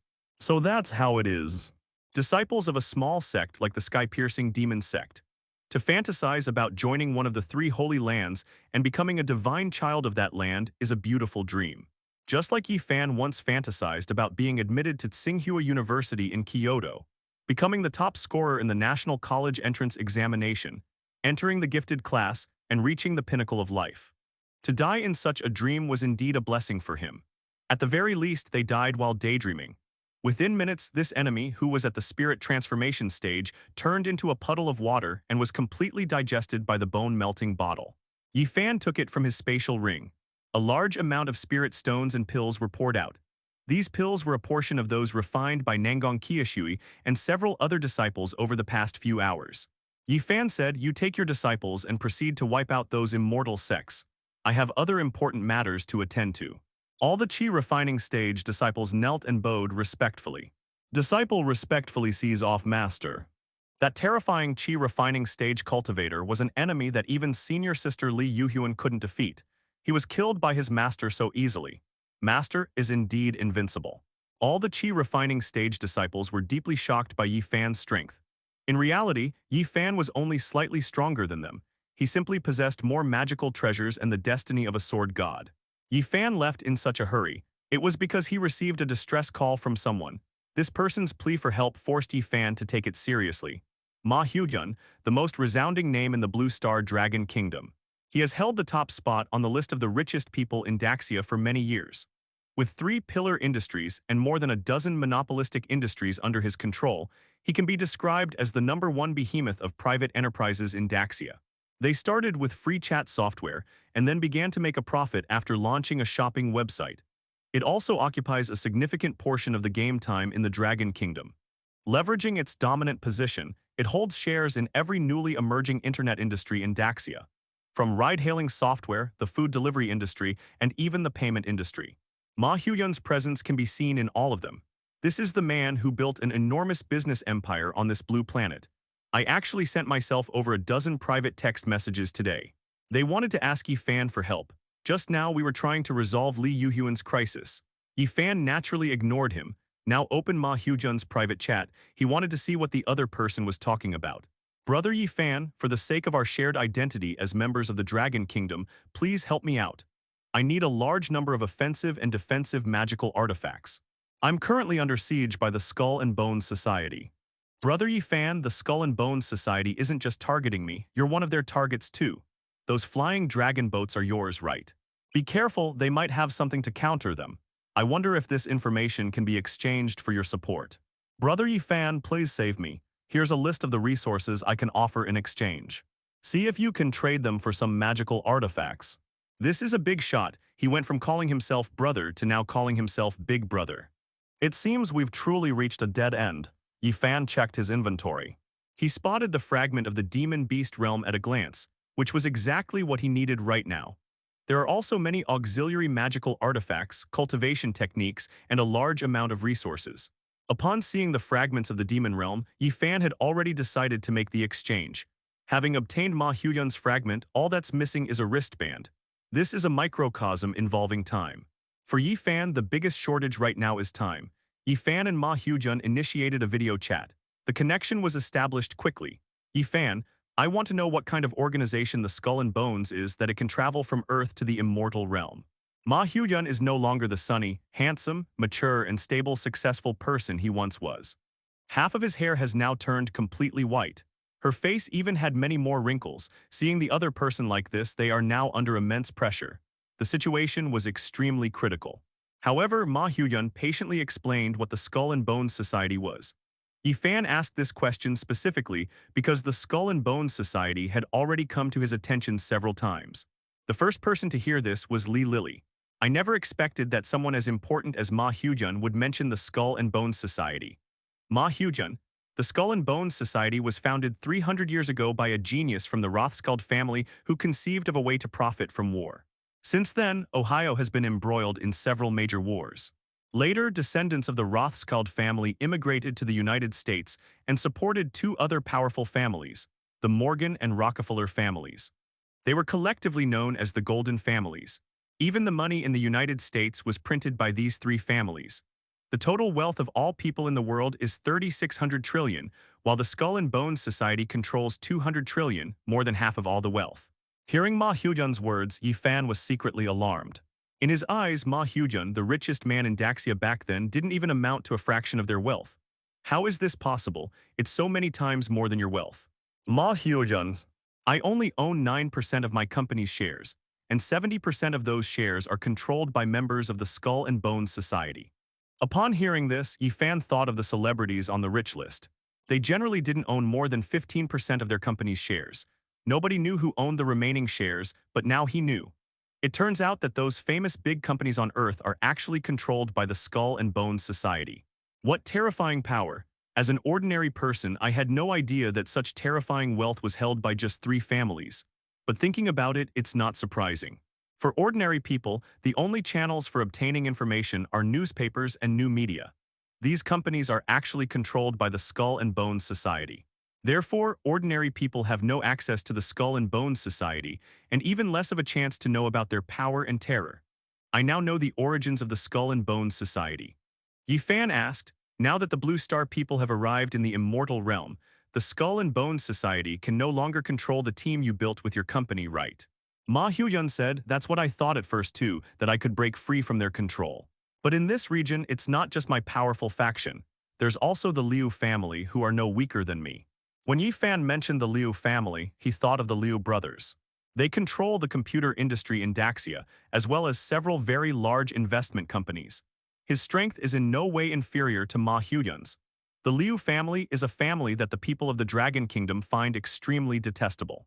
They often do things that harm the interests of the Dragon Kingdom. It turns out they were the core subordinates of the Skull and Bones Society in the Dragon Kingdom. Their power was already comparable to Ma Hyujun's, and they received substantial support from the Skull and Bones Society. No wonder Ma Hyujun was already at a disadvantage in just half a day. The opponent is more powerful, and they acted after careful planning. They wanted to kill Ma Hyujun in one blow. At the same time, the power of the Skull and Bones Society also aroused Yifan's apprehension. They not only wanted to deal with Ma Hyujun, but they also wanted to deal with him. Ma Hyujun said that the other party provided something in his area that could destroy the flying dragon boat. Since the enemy of my enemy is my friend. Even if what Ma Hyujun said, that there were Skull and Bones members in his district targeting him, is false. Yifan would not allow the Skull and Bones Society to monopolize resources in large areas. If they monopolize it, Yifan won't have to fight them. In the trading hall, Yifan's resources will also be suppressed. With such immense power, their greatest strength lies in controlling other players in the immortal sects through the trading system. After all, they had already succeeded on Earth. In this world, if they succeed again, where will they find a place to belong? With his current powerful influence, Yifan could never do something like being a lackey for the Skull and Bones Society. After all, no one wants to live like the Liu family. Yifan opened the trading interface. Select 100 offensive magical artifacts. Of course, this wouldn't include powerful magical weapons like the Binding God Whip, which are crucial to Yifan's combat strength. Ma Hyujun was overjoyed to see Yifan unleash 100 offensive magical artifacts in one go. With these resources, even if he couldn't destroy the Liu family's power, he could at least preserve his own base. These 100 magical treasures are only offensive, not defensive. Yifan also had his own selfish motives. The more fiercely the battle between the two sides fought, the better. Giving Ma Hyuyun defensive magic items so that he could preserve his strength as much as possible was not the scene he wanted to see. Yifan, upload all the supplies you just sent me in private message. Let's complete the transaction. Ma Hyuyun didn't hold back either. Under normal circumstances, by slowly exchanging his resources, he could definitely buy more than 100 magical treasures. But now, with life and death at stake, Ma Hyujun no longer cared about such things. Although completing the transaction would result in a huge loss, it might at least allow me to survive. If he were to defeat the Liu family, he could even gain access to their vast resources. If there's no trade, all these resources will be given to the Liu family for free after he dies. Both parties completed the transaction amicably. Yifan was also very satisfied. It would be even better if we could obtain another fragment from the Demon Beast realm. Yifan completed the transaction. I wish you victory. Ma Hyojun's thank you. I'm going to distribute these magical treasures now. I'll invite you for tea sometime.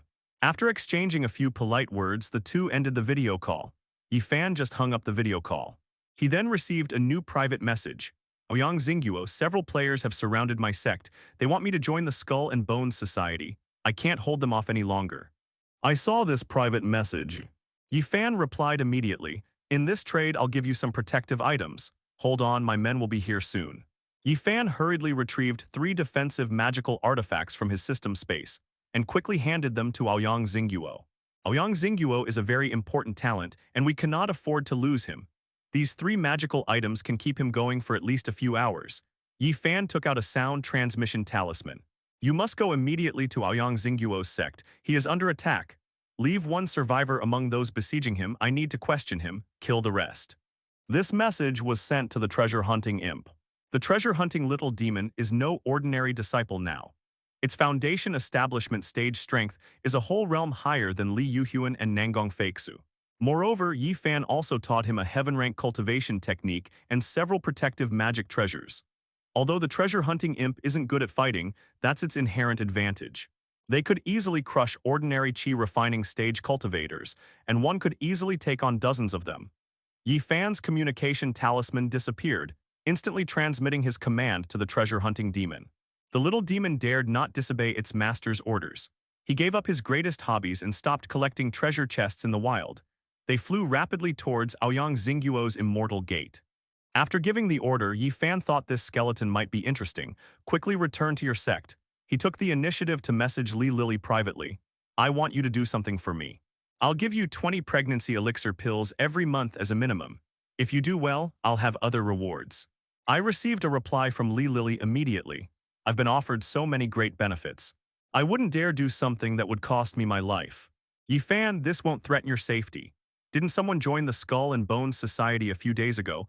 I want you to infiltrate for me and give me intelligence about the Skull and Bones Society. I'll give you a generous reward. Li Lily, I don't want to become that rich second generation's plaything, or even many other people's plaything. Yi Fan, the Skull and Bones Society is also a place that values strength. Back on Earth, you only had beauty, but now you have my large supply of pills to help you. In this world, the strong are far more powerful than that marginalized rich kid. Not even his parents are as capable as you. I believe you'll soon rise to a mid-level position in the Skull and Bones Society. Li Lily, are you sure you won't abandon me and provide me with long-term resources? Yi Fan. Don't worry, I wiped out thousands of players from various immortal sects today, and I have hundreds of thousands of resource points. I don't need your resources. Li Lily, didn't you dislike forming alliances? How could you possibly have wiped out thousands of players from various sects in less than a day? Yi Fan, to be honest, I have several thousand disciples in the chi refining stage. If you're willing to be my spy, I'll definitely ensure you have no shortage of resources. Li Lily, if I have 10 disciples and they don't lack cultivation resources, I will agree to your request. Yi Fan, not now. I need to wipe out all the immortal sect players in my region. But next month, I can guarantee you cultivation resources for at least 10 disciples. Li Lily's deal. I'll contact that rich kid right now and get him to join the Skull and Bones Society. It's a pleasure working with Yi Fan. We still lack talent. If it weren't for the stroke of luck, I met Wang Xiaomeng and joined her chat group. Yi Fan couldn't even find anyone to infiltrate the Skull and Bones Society. They might not even know if the Skull and Bones Society, this massive organization hidden in the world of immortals, even exists. We still lack talent, especially loyal talent. More importantly, Yi Fan is not good at discovering or finding talent. Thinking of this, Yi Fan suddenly slapped his head hard. There is such a person in my own life who is good at discovering and finding talent. Wang Xiaomeng. She took the initiative to contact me and created a small group chat for 6 people to share messages. Moreover, the other women are clearly among the most successful players in the cultivation world. Each one is a talented individual. Although I'm not good at this kind of thing. But we can give it to Wang Xiaomeng to do. She didn't want to join a large team before because she didn't have enough resources. She could have formed a small group to help each other. Now their own sect possesses so many resources. Sending Wang Xiaomeng to find talent is no easy task. In particular, Wang Xiaomeng is naturally good at this. If this were on Earth, what would Wang Xiaomeng's position be called? Oh right, I remember now, the Human Resources Manager. With this in mind, Yi Fan was no longer in a hurry to return to his immortal sect. Send a private message to Wang Xiaomeng. Have you dealt with the more than 100 immortal sects near you? Wang Xiaomeng, I've already eliminated the 3 strongest sects. Now only a dozen or so weaker sects remain. I estimate the battle will be over in half an hour. Yi Fan, okay, I'll come pick you up. From now on you'll live in my sect, it'll be safer that way. You can confidently entrust such an important matter as human resources to an outsider. Wang Xiaomeng has another advantage. She is very close to her own sect. All we need to do is arrange for Wang Xiaomeng's immortal sect to be located within the inner city of our own immortal sect.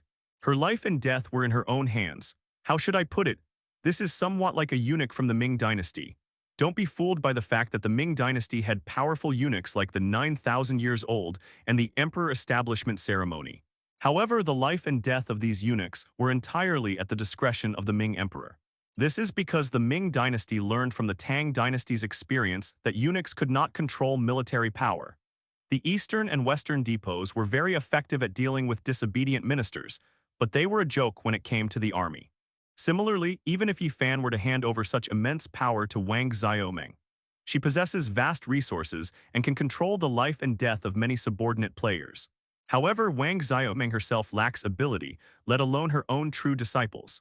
Even within the inner city, any inner disciple could easily wipe out Wang Xiaomeng's immortal sect. This is the courage Yi Fan had to trust Wang Xiaomeng. Yi Fan changed direction, no longer flying towards his own immortal sect but quickly flying towards Wang Xiaomeng's immortal sect. It's 5,000 kilometers away. Ouyang Xinghua is currently surrounded by dozens of people, but now he's completely calm, because he possesses 3 powerful defensive magical artifacts. The people who attacked him were one of Ouyang Xinghua's customers from back then. The owner of an import and export trading company, an obese middle-aged man was standing in front of Ouyang Xinghua's immortal gate, shouting something. Ouyang Xinghua, my patience is limited. If you still don't agree to join the Skull and Bones Society, I'll order a full-scale attack. Then swords and spears will have no eyes. Ouyang Xinghua snorted coldly. He roared, Wang Dahai, I'm not as shameless as you, willing to be someone else's lackey. There were several other players from the Immortal Sect beside Wang Dahai. They guarded Wang Dahai like lackeys. One of them, a burly man covered in tattoos and with a muscular build, was Wang Dahai's former bodyguard captain. Wang Dahai used to be involved in import and export trade, so naturally he would smuggle some smuggled goods in the ship's hold. Wang Dahai also needs a large number of bodyguards to help him manage his gang's influence. This bodyguard, despite his muscular physique and tattoos, was originally just a fitness instructor at a gym. She caught the eye of Wang Dahai's wife. After all, he was muscular and good-looking. 30 is like a wolf, 40 is like a tiger. We need strong young men like that. I immediately took a liking to this very strong-looking fitness coach. I tried it once and was very satisfied. They arranged for this young man named Li Hu to be their family's bodyguard. Although Li Hu is not good at fighting and looks very fierce, he is very good at pleasing people. He quickly gained Wang Dahai's trust and became his bodyguard captain. Li Hu saw his boss being insulted. He immediately roared, you old piece of trash, how dare you speak to my boss like that? Believe me, I'll break all your limbs later. Ouyang Xinghua, Wang Dahai, you're regressing as you get older. Your masters are chatting and you're actually letting the dog interrupt. Wang Dahai, since I'm giving you face and you don't want it, then I'm sorry, brother. Just attack his sect head-on and don't kill him. Wang Dahai's position in the Skull and Bones Society wasn't that high. He was just a low-ranking member. But Ouyang Xinghua was different. He is a mathematical genius, an economist, and a financial expert. Such talent can generate significantly more profit in large-scale transactions. They are exactly the kind of people the Skull and Bones Society desperately needs. If he can recruit Ouyang Xinghua into the group, Wang Dahai can be promoted 3 levels directly. The Skull and Bones Society is a highly hierarchical organization. Based on their contributions, all individuals were divided into 23 levels. Although it seems like a lot, 3 levels aren't that many. However, for most members, they will never reach level 10 or higher in their entire lives. Back on Earth, Steve Jobs, the creator of Rotten Apple, was only a level 14 member. Thomas, known as Iron Man, is only level 15, and that's only because of the Starlink system, which has terrifying military value. Those new generation members of the Golden family could only be level 10 members in their first few years. All Wang Dahai needed to do was bring Ouyang Xinghua into the Skull and Bones Society. He could then become a level 3 member. There's no easier way to level up. This is why he personally walked over 1,000 kilometers to finally find Ouyang Xinghua's immortal gate. The reason why they were able to hold back for several hours and not immediately launch an attack on Ouyang Xinghua. Seeing that gentle persuasion didn't work, Wang Dahai spent several hours trying to convince them. Finally, I lost my patience. The order to attack was given. His dozens of disciples at the qi refining stage were also a source of his confidence. Aoyang Xingguo is definitely no match for me, but when his men approached Aoyang Xingguo's immortal gate, their path was immediately blocked by a golden light. In the distance, Aoyang Xingguo threw out a cassock. It began to slowly grow larger in the air. It quickly enveloped Aoyang Xingguo's immortal sect. Wang Dahai's men had no magic weapons. He simply used his fists to strike the golden light. The golden light remained completely unharmed. On the contrary, his disciples were screaming in pain due to the recoil from the magic weapon. Many people have suffered finger fractures due to excessive force. Wang Dahai roared angrily, "A bunch of useless trash." Wang Dahai took out a dagger from the system's space.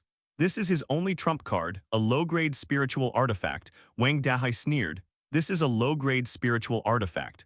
If you resist again, I'll use my magic weapon to shred yours." This time, Aoyang Xingguo didn't even bother to acknowledge him. It's just a low-grade magic weapon.